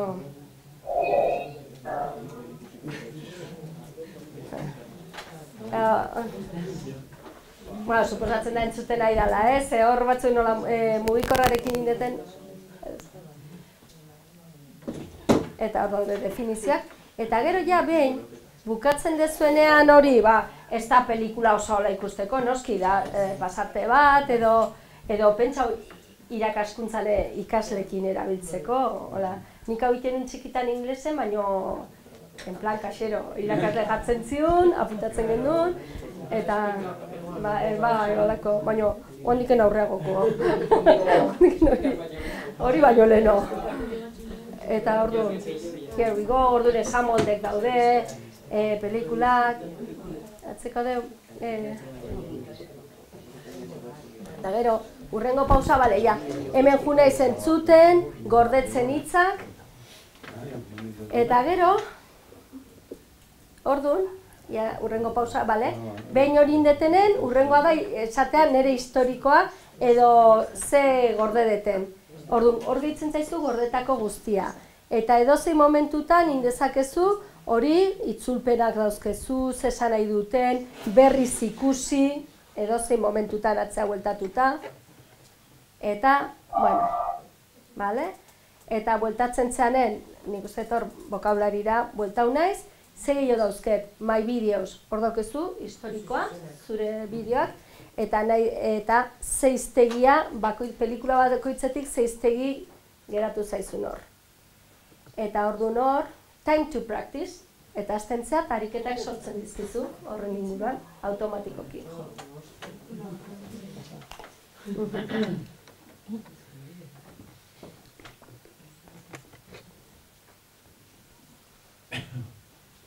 Orduan, ikusitakoaren baitan, sortzen dizkizu, hau bai dela pertsonalizazioa, Orduan, denak asmatu, denak asmatu dituan. Bai. Eta gero, hori, mota ezberdinetako, Orduan, hemen nahi, indako pusketa txiki horrekin, 8 ariketa egin dizkit, orduan, bueno, guztet hori. Azken finean horixe da, kontu ez sortu Flixen, eta gero ja, astentzea abia puntu da ze nahi dezun ikusi, eta hortiken aurrea, listo. Ia beste zerbait, jarrieten, ez denako dako dien. Bale? Bale, Beste bat. Bale, orduan, oraingoz, ikusten die, nolako aukerak ematen dituzten. Eta gero, hemen, ja pasatuz beste zerbaitea, aplikazio horiek eta hola, interesgarria da ezautzea zer dagoen hortik zehar, Ikusten duzue, nondik noa doazen hizkuntzaren irakaskuntzan, joerak eta holako gauzak.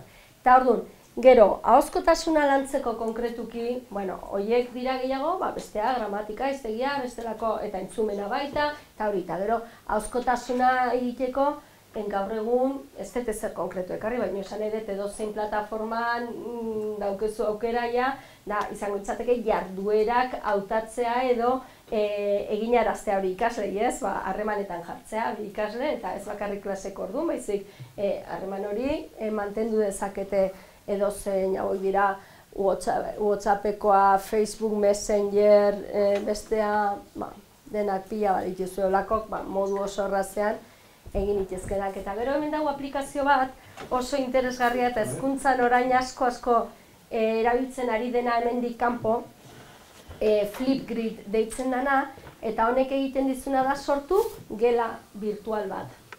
Eta gela virtual horretan zure ikasle guztik apuntau da betiko Moodleko foroa, baina ekarrita 21. mendera. Zer foro hori eta orduan, hemen egiten dena da, irakasleek plazaratzen du galdera bat, edo jarduera bat, ariketa bat, edo bideo bat, edo jardezake gauza ezberdinak, ariketa konkretu bat, gogoetarako esaldi bat, edozein gauzak, eta gero honek egiten duena da teknologiak erraztu komunikazio hori. Zer, hasi behar badezu, jarri mikrofonoa, gorde ez dakiz zer, ordenagailue piztu, desmotibau egiten zea hori dena egiteko. Eta hau bitartean, daukezu mugikorrean gela hori sartzen zea, klik aplikazioan, eta irakaslek plazaratzen du, igo ez dakiz zer, jarri link bat edo irudi bat, galdera bat plazaratu, eta ikaslek zuzenen, gela hortan daude, sartzen dira eta mugikorrarekin, mezua, ahozkotasuna lantzeko oso interesgarria. Modu informalean, beste osagarri bezala, aurrez aurrekoaren osagarri gisa, galdera bat iten duzu, astelenero, galdera bat edo, ariketa bat edo, jarduera bat edo zerbait. Hau, berez, ez dut probatu, baina baita da beste oitako bat, azpitituluen bidez ikasteko aplikazio bat, jartzen dira, azaltzen dira azpitituluak, eta baita bideo bat ikusten da, eta azpitituluak, eta gero jartzen duzu, zer da hori, eta aukeratu egiten duzu, eta horrela, bideoa igotzen duzu, moztu egin dezakezu pasarte bat, jartzen die azpititulu horiek, eta zuk egokiena dana hautatzen duzu. Bueno, beste eredu bat, pleo.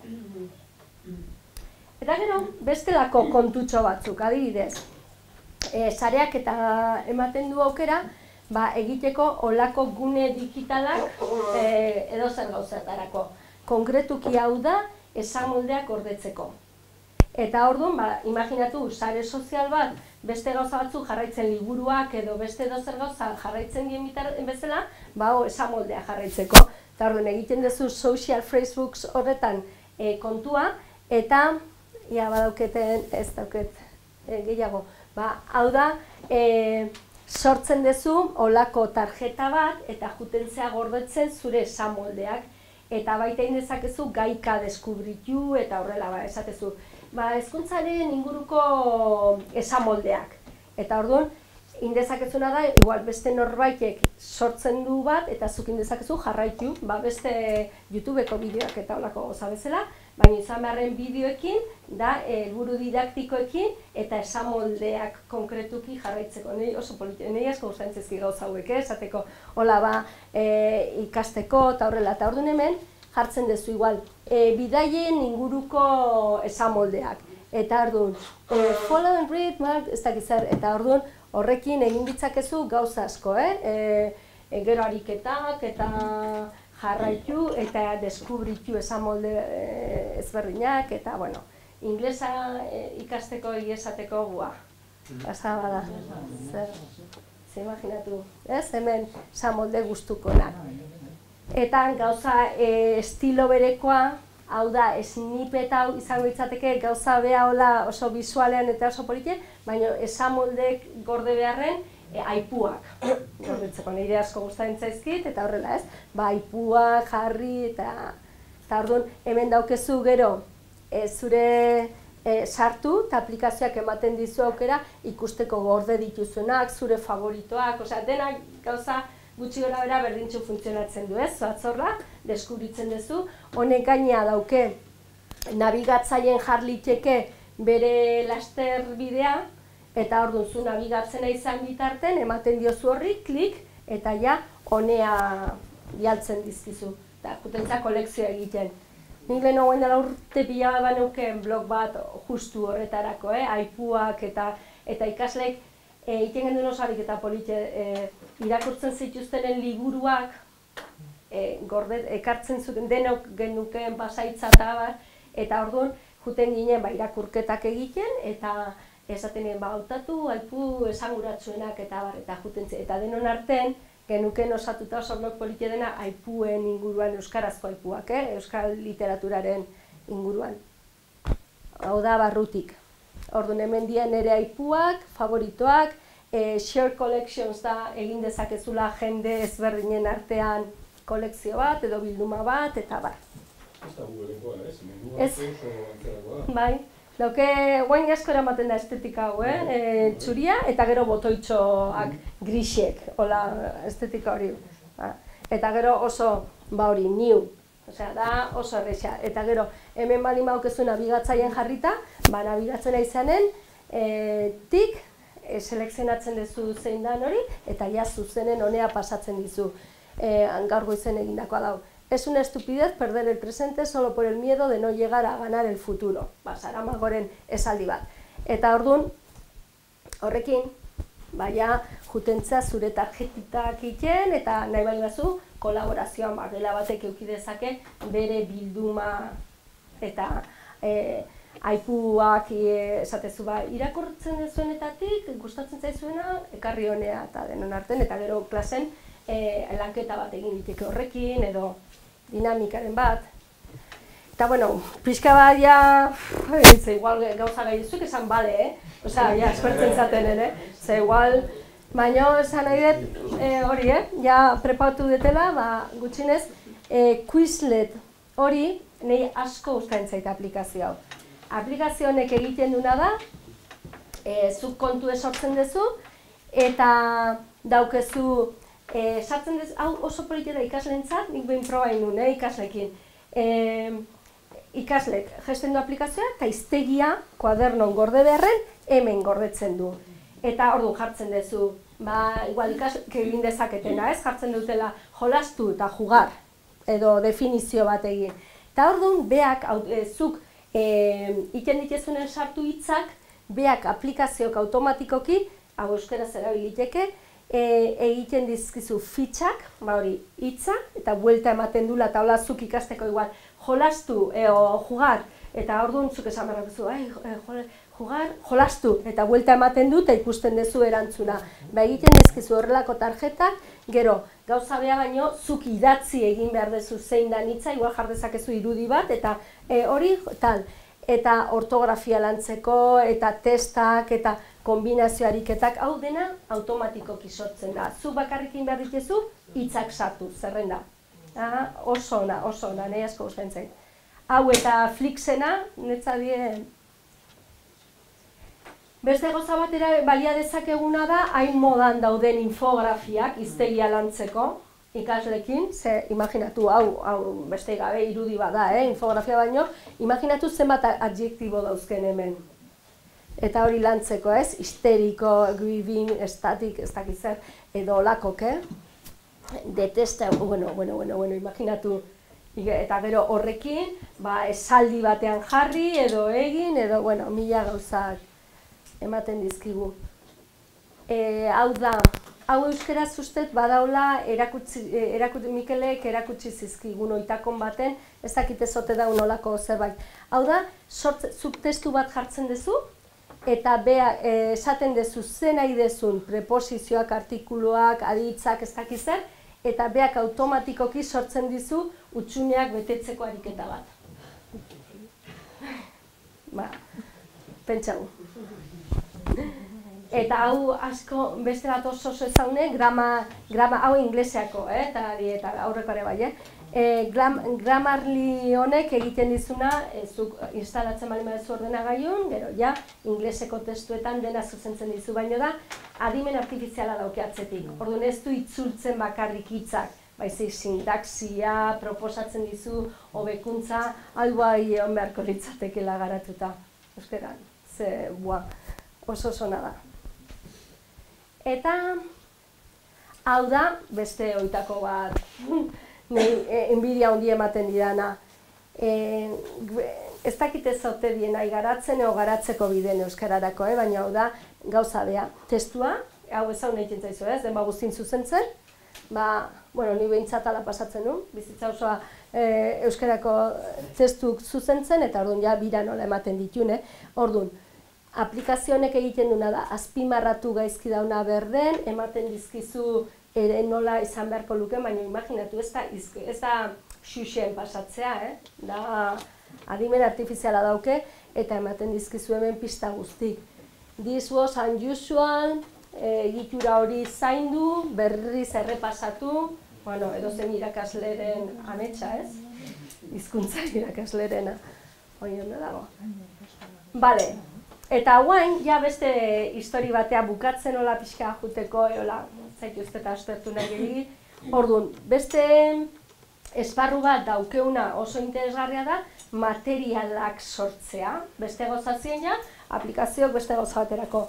Material gintzan daude, hemen jarrizkizuet gauza asko daude, baina bi oso interesgarrik. Adibidez, xerte hau, open source da, irekia da, eta jetxiliteke, eta honekin egiten dienak olako egin litezke proposamen didaktikoak denetarik dauzke plantillak, horri ezberdinenak, eta orduan ematen du aukera sortzeko material didaktikoa oso modu errazean. Zergatik, plantillak dielako.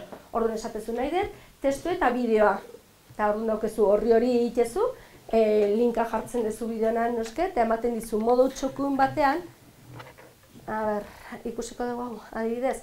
Hau da bat, baina holakoak, ematen diten aukera. Non dauke? Gestionar, se ha bloqueado, gestionar, a ver si me deja. Gestionar, que cierre Chrome, impedir, eta permitir, a ver, usteiten. A ver, listo, a ver, usteiten. Ez que neren azaltzen da beti, Firefoxen azaltzen da zuzeren ematekoa. Eman jozu mesedez oimena.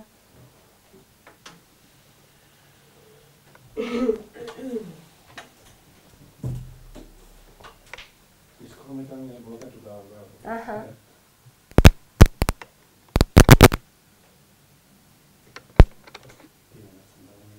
Bai, eta bestela pasatzen. Ez da izango gauzak ez darelako, erakusteko, beste horrengora. Ez da onartzen. Kepena. Estu ekarri dut hizkuntza, Isabel Allenderen eta ititu adjektiboa landu besteak, ideak jasotzeko, Holako...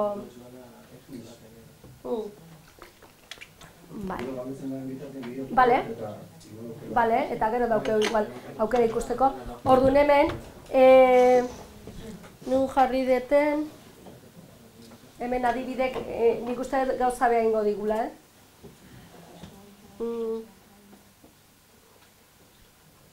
Permitir, a ver, uste non, nero...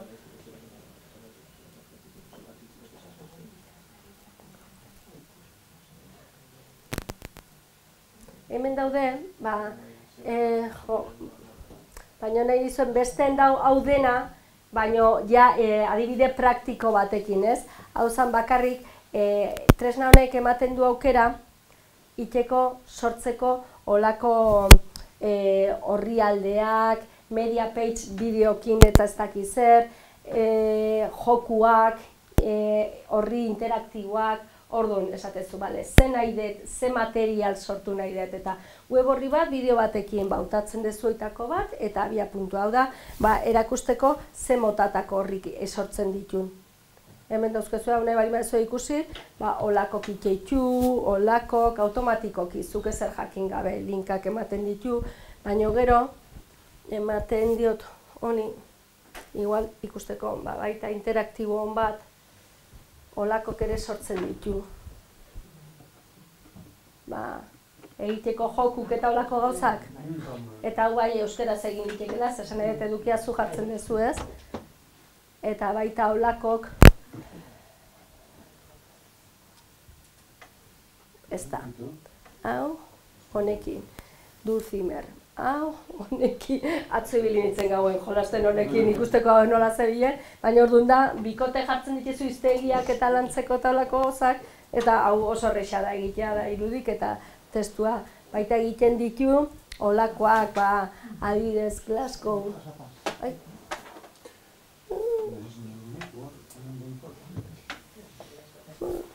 Beste bat, Manchester. Ai, ez dit iken honekin, baina bueno, iken du, oso ondo dabil.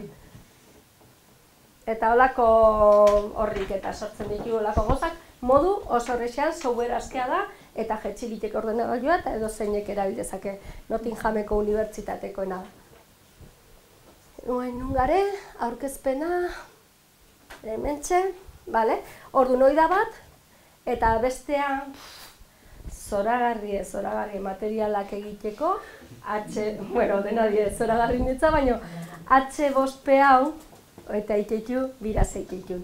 Iten du, interaktif bideo, galdera jartzen du noitako bideoak, egiten ditu aurkezpenak, egiten ditu akordeoi bezalako edukiak eman, ez testu guztiez azaltzeko hola, baizik titulo jarri, eta gero juten da eskutatzen, egiten ditu diktaketak, audioa grabatu, grafikak, osea, hauek direia materialak sortzeko, bueno, ja beste pauso bat izango litzateke ez, baina jakiteko, ez dala behar gauza, behar da demora, ez? Justu ez daukeuna. Baina berez, norbait jarriko balitz materialak egiten, badaude holako aukerak honek dauzke, honek denetik egiten ditu. Irudi, sarlitezke webeko edukiak, beak egiten dizu, dragen eramatekoak, find the hotspot adibidez, die ariketa horiek esatezu non dago ez dakiz zer, eta zuk bilatu behar dezu irudi batean, hizkuntza lantzeko eta hori bilatu ez dakiz zer, eta horkoa. Guess the answer, flashcards, find the word, bueno, denetarik dago, hauek. Mira zenba gauza egiten ditun. Eta hau da H5P. Vale. Eta gero beste bat, 3. Esan dut bi, baina 3 die. Xerte, H5P eta baita Excel Learning igual da ezagunena. Ezaguna egiten zaizue, Excel Learning? Egiten ditu, ariketak baita, web horrik eta holako gauzak, gero Moodleen, hauek denak Moodleen integratzen die gero, Gero, egiten die hola, eta gero ja, informatikariak txertatu inberra dauke eta hori, baina hori denak Moodleekin integratu litezke, orduan da, beste eduki mota bat egiteko, un juego del ahorcado, egiten dezu bat aste bukaran ibiltzeko edo holako gauzak egiten dituzte. Eta ja, orain baia, jazta, bukau die, aplikazioak eta gauzak eta hori, importantena, idea bat egiteko hortik zer, justu asmoa hori izan ez, bitxka begia, begirada zabaltzeko eta ikusteko baita nora aldea jo liteken eta hori, eta hor, klaro, beste gauza batzuk dira importantek, asko, hezkuntzan asko hitz egiten ari da azken aldian personal learning environment edo delako ez, eta honek esan nahi du, hitz egiten ari naizia irakaslez batez ere, etengabe ikastenko bide horretan, kontzeptu bat asko lantzen ari dena edo, horretarako da hori, norberaren alor, ikasketa alorra, edo ingurune pertsonala. Eta horrek esan nahi du, irakasleok normalean askotan eukiditela, etorri zaizkigu ikastaroak eta ez dakiz zer. Eta jau izan mitzateke beste enfoke bat hartzeko, ez? Norberak, ikaslek esaten diegun bezala, bakoitzak bere bidea eta erantzukizuna beraiena dela, hau ere izango mitzateke hori, norberaren garapen profesionalera begirako kontzeptu bat, ez? Nik adibidez, izango alitz, bale. Nire ikasalorra zein izango litzateke, ezagutzen ditudan erramintak, egiten dituan, enfoka da, nire jartzen dituala nire helmugak, nire helburuak eta bat, ikasteko eta etengabe garatzen sortzeko. Orduan hau, kontzeptu abstrakto bada, ez da ezer, ez da aplikazio bat, ez da ezer, baizik da, esatea jo, nik guain nahiko nuke, internetek ematen dit aukera mug bat egiteko, eta hori, nahi nun pixkat englobatu, amaieran, hori aurreko guztia daulako lotuta ikaskuntza prozesua eta norberaren garapen profesionala eta pertsonala ikusteko enfoke batekin, hori besteik gabe ezautzeko hori, eta honek lotura dauke baita gure eta ikasleen portfolioarekin, hori askotan entzungo zenuten, portfolioarena, orain hezkuntza formalean gero eta gehiago zabaltzen ari den idea bada, eta idea hori da ikaslek eukitzearena portfolio bat non bere ikaskuntzaren edo ikaskuntza prozesuaren jarraipena egingo duen, gogoeta egingo duen, eta askotan ikaskuntza formalean lotuta dago aurretik ple horren helburu horrekin, ez da? Ikasleak ezartzen ditu bere helburuak, nora nahi duen jun, eta nola nahi duen jun. Orduan, eta dokumentatzen du pixka bat hori, bere garapen hori, portfolioen bidez. Orduan hori da pauso bat, eta bai ebaluatzeko baita erabiltzen ari dira batzuek, orduan nik ikaste emaitza bat baldin badago lortu behar dudana, ez dauke irakaslek esan beharrik, horretarako azterketa bat egin beharrik, nik erakutsiko dizut, importantena baldin bada, enaiz esaten adibidez ega mailan edo elkarrizketa baten bidez, nik badauket ikaste emaitza konkretu bat demostratzea, edo bideo bat grabatzen baldin badet, eta bat. Orduan hori, die kontzeptu batzuk guain, ezagutzen egiteko, plearena, portfolioarena, eta denak dauke zer ikusi, norberaren ibilbidearekin eta ipintzen dituen helburuekin, ze beste guztia iaia interneten dago. Ez da dena ia asmatuta dago. Orduan, irakaslearen rola zein izango litzateke orain datozen eta ikusi ditugun hainbat gauzarekin, ze edukia ikusten dezuen bezala toki guztietan dago, ja ez dago bakarrik gugan. Eta orduan importantea dana da gure papela gure papera zein den eta hori birplanteatzea. Orduan gu zertan ari garen hemen, eta ze metodologia erabiltzen ari garen, teknologiak zer eskaintzen digun, ze baliabide erakargarri sor ditzakegun ingurune honetan guztian, edo nahi zait pertsonalki botatzen bakoitzari, esan nahi dut, hau euskaltegik edo eusko jaurlaritzak edo esan nahi dut, baina bai ikaslei begira izugarrizko erronka daukagu, edo zein hizkuntza ikasteko baliabide oso erakargarriak egonda, guk badaukagu muga bat euskararekin eta da zein benetako irismena eta balioa eta abartze, askotan jendeak, kanpotik datorren jendeak eta hori, igual baliagarri ezaie gaztelania ikastea eta ez euskera, edo euskera eta gaztelania, baina balio hori ere ikusi behar da, erakargarritasun hori eman behar diegu,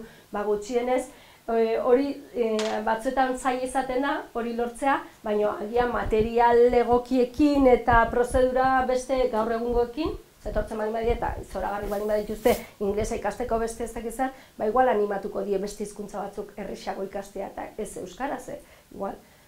Hau eztabaida dezakegu orduk eta orduk, baina besteik gabe esan eget, garrantzitsua dela baliabide erakargarriak sortzearena, ikasleen jarraipen pertsonalizatua egin ahal izatea, eta nola ez gure papera ikaslea motibatzea. Eta gero galdera da, eta irakaslea zein nork motibatzen gaitugu, hori ez, ematen du. Bale, besteik gabe horiek, horiek egiteko jarraipen leheno ikusi dituen bideoak eta holako gauzak, hauek dena, eta amaitzeko, horretan guztian, bada hola gauzatxo bat oso importantea dana, eta da irakasleen kompetentzialik. Guatzen zate hasiera bueltatuz, ez? Euskara badakigu, metodologiak, berriak, besteak, probatu behar dira, ematen du eskuragarriago dagoela alor hori, baina beste hau da, irakaslearen gaitasun digitala nola landu eta zer landu, ez? Eta hemen, esan edet hori marko oso bat garatuta daula Europatik, daula oso ondo zehaztuta, deskribatuta, zer jakin beharko genuken, ez dela, garapen digitala edo ez hor dago, ez dago, ikasleen gaitasuna digitala sustatzeaz aparte, baliabide digitalak aukeratzen, egiten, sortzen, berrerabiltzen, lizentziak hori, ebaluazio mota ezberdinak nola egin modu digitalean, ikaskuntza eta irakaskuntza prozesuetan nola sartu teknologia, ikasleak nola aldundu eta barretza digitala pixka bat mozteko, laburtzeko, hori dena deskribatuta dago. Orduan hor ere, hasi behar guk ikaslei euskararen inguruan diagnosia egiten diegun bezala, guk ere gure diagnostikoa egin beharko genuke ez, irakasle oso bat izateko, zein oin falta zait. Eta hori da, amaierako galdera ez, nun gauden, eta orduan hau nola gogoeta horren barruan zegoen, zerbait alda daiteke, hor gehitzen da galdera, eta bueno, zerbait horretan nondik has gaitezke, ikusten baldin bada beharra, ikustez bada beharra, berdin jarrai dezakegu, baina metodologian badago esparru bat aldaketarako, baliabidetan badago esparru bat aldaketarako, gailuak, plataformak eta badago beste esparru bat, irakasleen formazioan badago, ebaluazioa edo jarraipena egitekoan ere badago. Bueno, hau egin okurritu zaizkianak, seguro zuek ere beste batzuk diseinu teknopedagogikoan badago esparru bat, adibidez, ez? Eta ja, nahiko ondo kalkulatu de denbora, Osea que...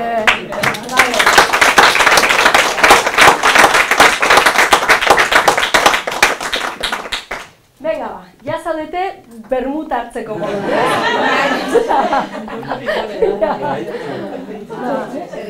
Bai, galderak eta edozein gauzak, eta ez bazaizkizue guain okurritzen eta beste baten okurritzen bazaizkizue, lasai asko galdetu eta egongo gara harremanetan. Bota? Nik badaukate hausnarketatxo bat zurekin. Kontua da, zuk eman dizkiguzula baliabide pilo bat, bai, oso ondo mon ere, gainera oso ondo egin duzu, bai, eta horren guzti... Ja, guaintzeko bat horren. Bai, benetan. Bota oso ikutan, ja, gauza hoekin. Ikaslearen autonomia eta independentzia bera bultzatzea. Eta ni erabat ados nago filosofia horrekin, ez bakarrik eskolan, eskolatik kanpo iruditzen zelako oso importantea. Gertatzen dena da, hau iruditzen zaidala oso itxaso zabala, esan nahi du. Bai, geratu da hor, pilo bat aplikazio, pilo bat baliabide, pilo bat formulazio, eta badira pilo bat bide jorratzeko, baina hau nolabait, hain itxaso zabala irakaslearen esku ustea geratzen da purben, irakasle horrek jakintza mailaren arabera eta ez dakiz zer, gauzatu bat. Irudimena solte itxiko dut, ikaslea matrikulatzearekin batera demagun blog baterako sarbidea ematen zaiola. Eta hasi aurkezpena idaztetik, bukatu C2 mailako proiektuarekin, eta blog horretan, baliabide hori guztiak, gauzka eta ez dakiz zer. Bai, hori, horrelako rekondido digital, erreal, hau eta beste. Behar zaituztegu, zu bezalako jentea, didaktikariak eta erran batera, hau dana iztea irakasle baten esku, oso itxaso zabala delakoen behitu detaietu bat kontratuko dizuten. Arrazoi osa, azteko arrazoi osa daukezu ezin da irakasle baten esku utzi. Behar da, planteatu ondo ze beharrak dauden eta nondik hasi arrazoi, horretan arrazoi osa daukezu, bota adibidea. Nire txikien digitalak erabiltzen ditut eta WhatsAppa, Facebook eta ikasleei Lander Garroren testu bat eman nien aztertzeko eta beste. Batek esan zuen, Lander Garron duena Facebooken, berari galdetu, ea egin duguna zuzena den, berari galdetu, zer gertatu zentzen zen? Denak nire zait.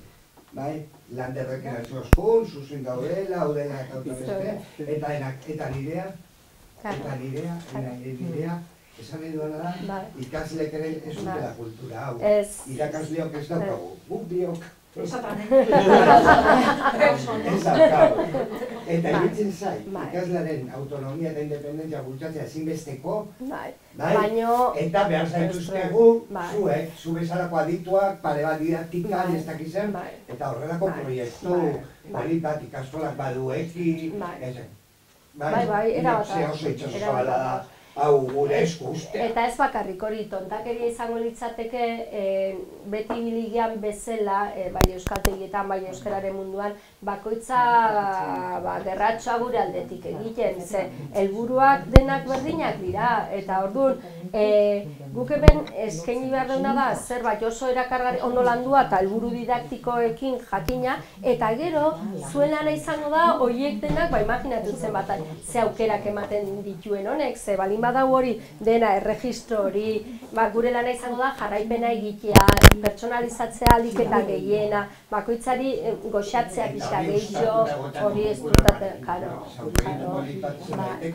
Etxe biden alta emotea, debat, mailako ikasleak, eta hori dena gauzako, eta resulta ikasle horri eskasa zaiola gero, demostratzeko gai dela performance, absurdo bat egitea beken.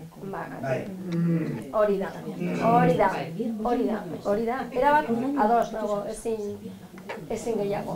Zara eta hau, hemen da, helburu ezan pixka bat hori, kezka hori edo plazaratzea, begiak zabaltzea ikusteko ze gauza guztikin egiten, eta gero hemendik aurrea ze gogoeta horren barrun, egiten ari zareten gogoeta horren barrun, da beste informazio puntu txiki bat, oso zabala, oso anitza, baina bai garbi geratzen da, nire ustez euskaltegien munduan gauza asko oraindik dagoela egiteko, eta ez dela bakarrik euskarari dagokiona, baizik badaudela hori da bintzan nik transmititu nahi nuena ez, bai pedagogikoki aukera proposamen ez dakizer, bai teknologikoki ez, eta teknologikoki bai bakoitzak egin ditzakegu, hau egin dezakegu norbeak ez, adibidez, guain ikusteko modun egongo da, lehen utzi duna, adibidez, Isabel Allende y su nueva novela, ez, adibide bat bezala jarri dut. Holako proposamen lantxoak irakasle bakoitzak landu ditzakegu, bat bereziki, edo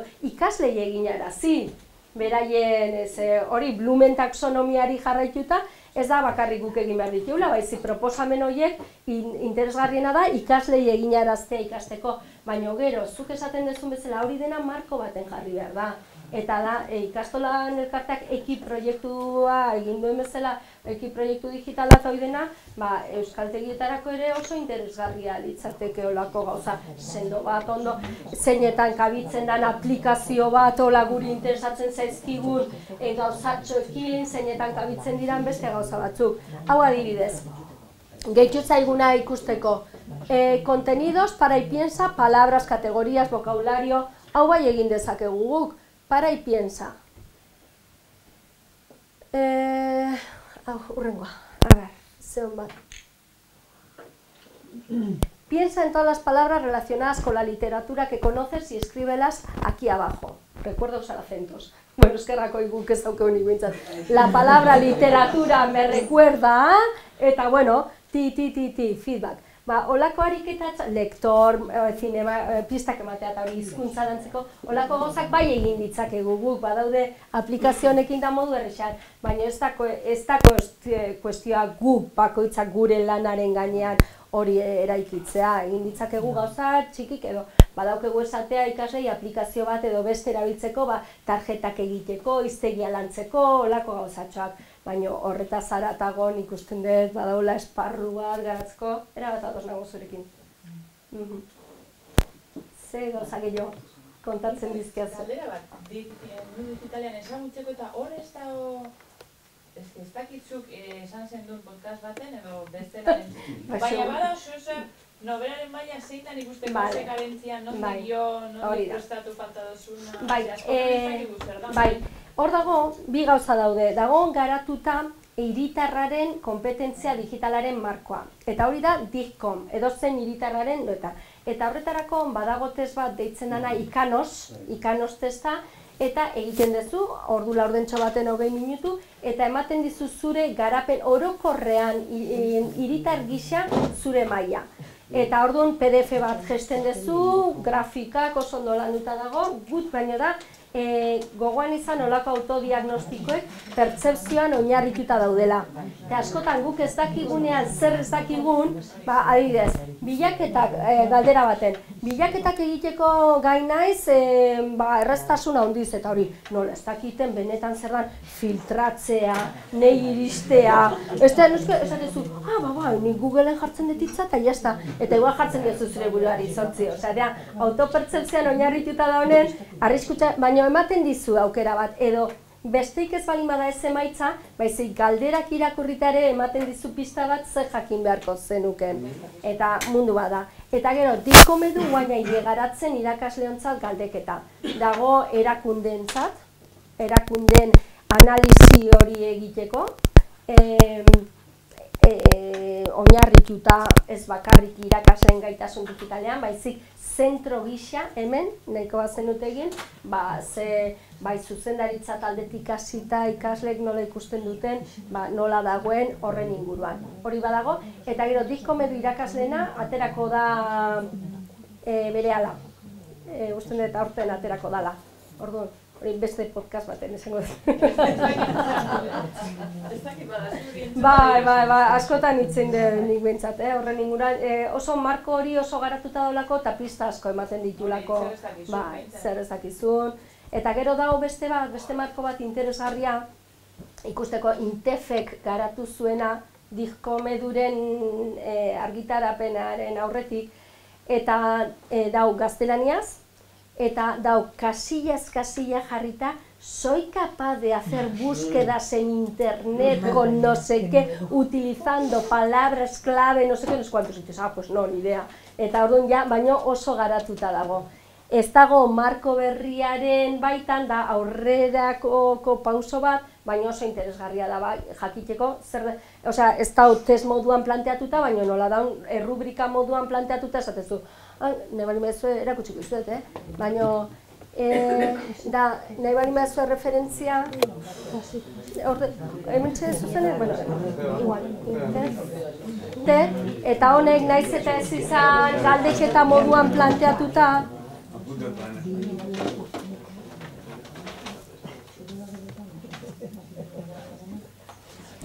alderantziz. Zenbagarren horri niongo dau.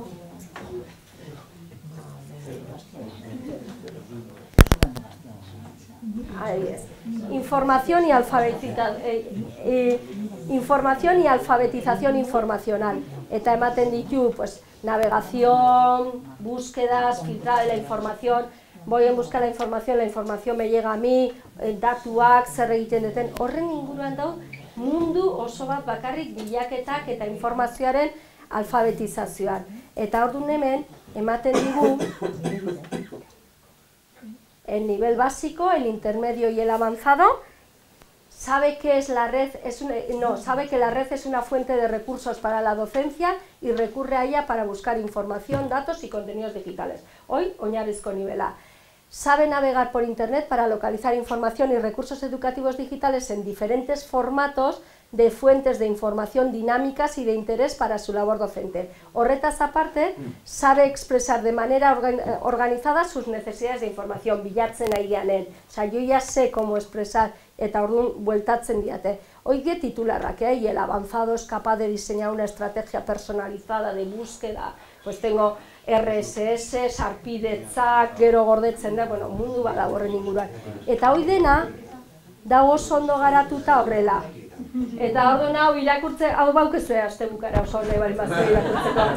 Baina dau jarrita puntuz puntu, se diseñar y aplicar una estrategia personalizada, eta orduan ez balin bakizu behintzat honek ematen dizu aukera esateko, pues no tengo ni idea, hoi egin liteke eta horrengo pausa izan ditzateke. Hoi nola egiten da? Jazta. Orduan ja detektauta daukezu txune bat, baina askotan esaten dizuetenen galdetik egi baten badakizu informazioa bilatzen, eta zuk esatzu, informazioa bilatzen, dauka, azte malimazia hola esatezu, igual nago B bat, hau da euskeraren bezala,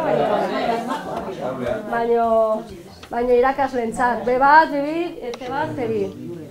Busco y filtro información, recursos y experiencias educativas de utilidad en las comunidades docentes en las que participo. Y dice, ostras, ¿hay comunidades docentes para participar? Ya gutxinez esateizu horrelako. Eta hola dau, marko honek, hau da, ez da dikomedu dau, oandiken pauso bat garatu hau, baino, hau garatzearekin, bueno, mazke, eta orduan honek dauke 5 area ditu, 5 eremu, bata da informazioa eta datuak eta hoidena kudeatzea, bigarrena da lankidetza eta komunikazioa, hoidena beste garapen bat izugarrie, hirugarriena arloa eremua da edukien sorkuntza, lehen oitzen duguna, ariketak, baliabide didaktikoak sortzea hoidena egitearen eta hori, laugarrena da segurtasunaren inguruan, zeka oso importantea da, nik ikaslei izan behar diet kontu bat egiteko Facebooken, jakin egin beharko dut Facebookek ze datu hartzen ditun zer dagoen horren atzean, softwarea arriskutsu edan edo ez, edo nik aplikazio bat esaten balin badiet gesteko, agian hainaiz esaten gesteko zerbait virusa edo malwarea eukidezakena edo zerbait, ez dela mundu pixka komplexua xamarra da, eta azken eremua da arazoen ebazpena dela, nik arazoak balin baditut edo utsuneak balin baditut, badakit estrategia badaukat non bilatu, zer egin, zer, ikusten dezue, mundu bada. Baina horregatik, importantea da norbea pixkanaka garatzen joatea eta utsunek identifikatzen eta horretan egitea batzuk oso komunak izango dira eta beste batzuk oso aurreratuk ibiliko zate gauza askotan eta beste batzuk igual gehiago beharko dezu. Eta nik uste eta hau abiapuntu politia dela, baina hau da, kompetentzia digitala garatzeko. Eta hori da, esparru bat, eta gero dau esparru zabalago bat, begirada zabalago bat, hori ja euskaltegiek, hau da norberak garatzekoa, baino bestea da, euskaltegiek, Eusko Jaurlaritzak, beste plano batean garatzekoa.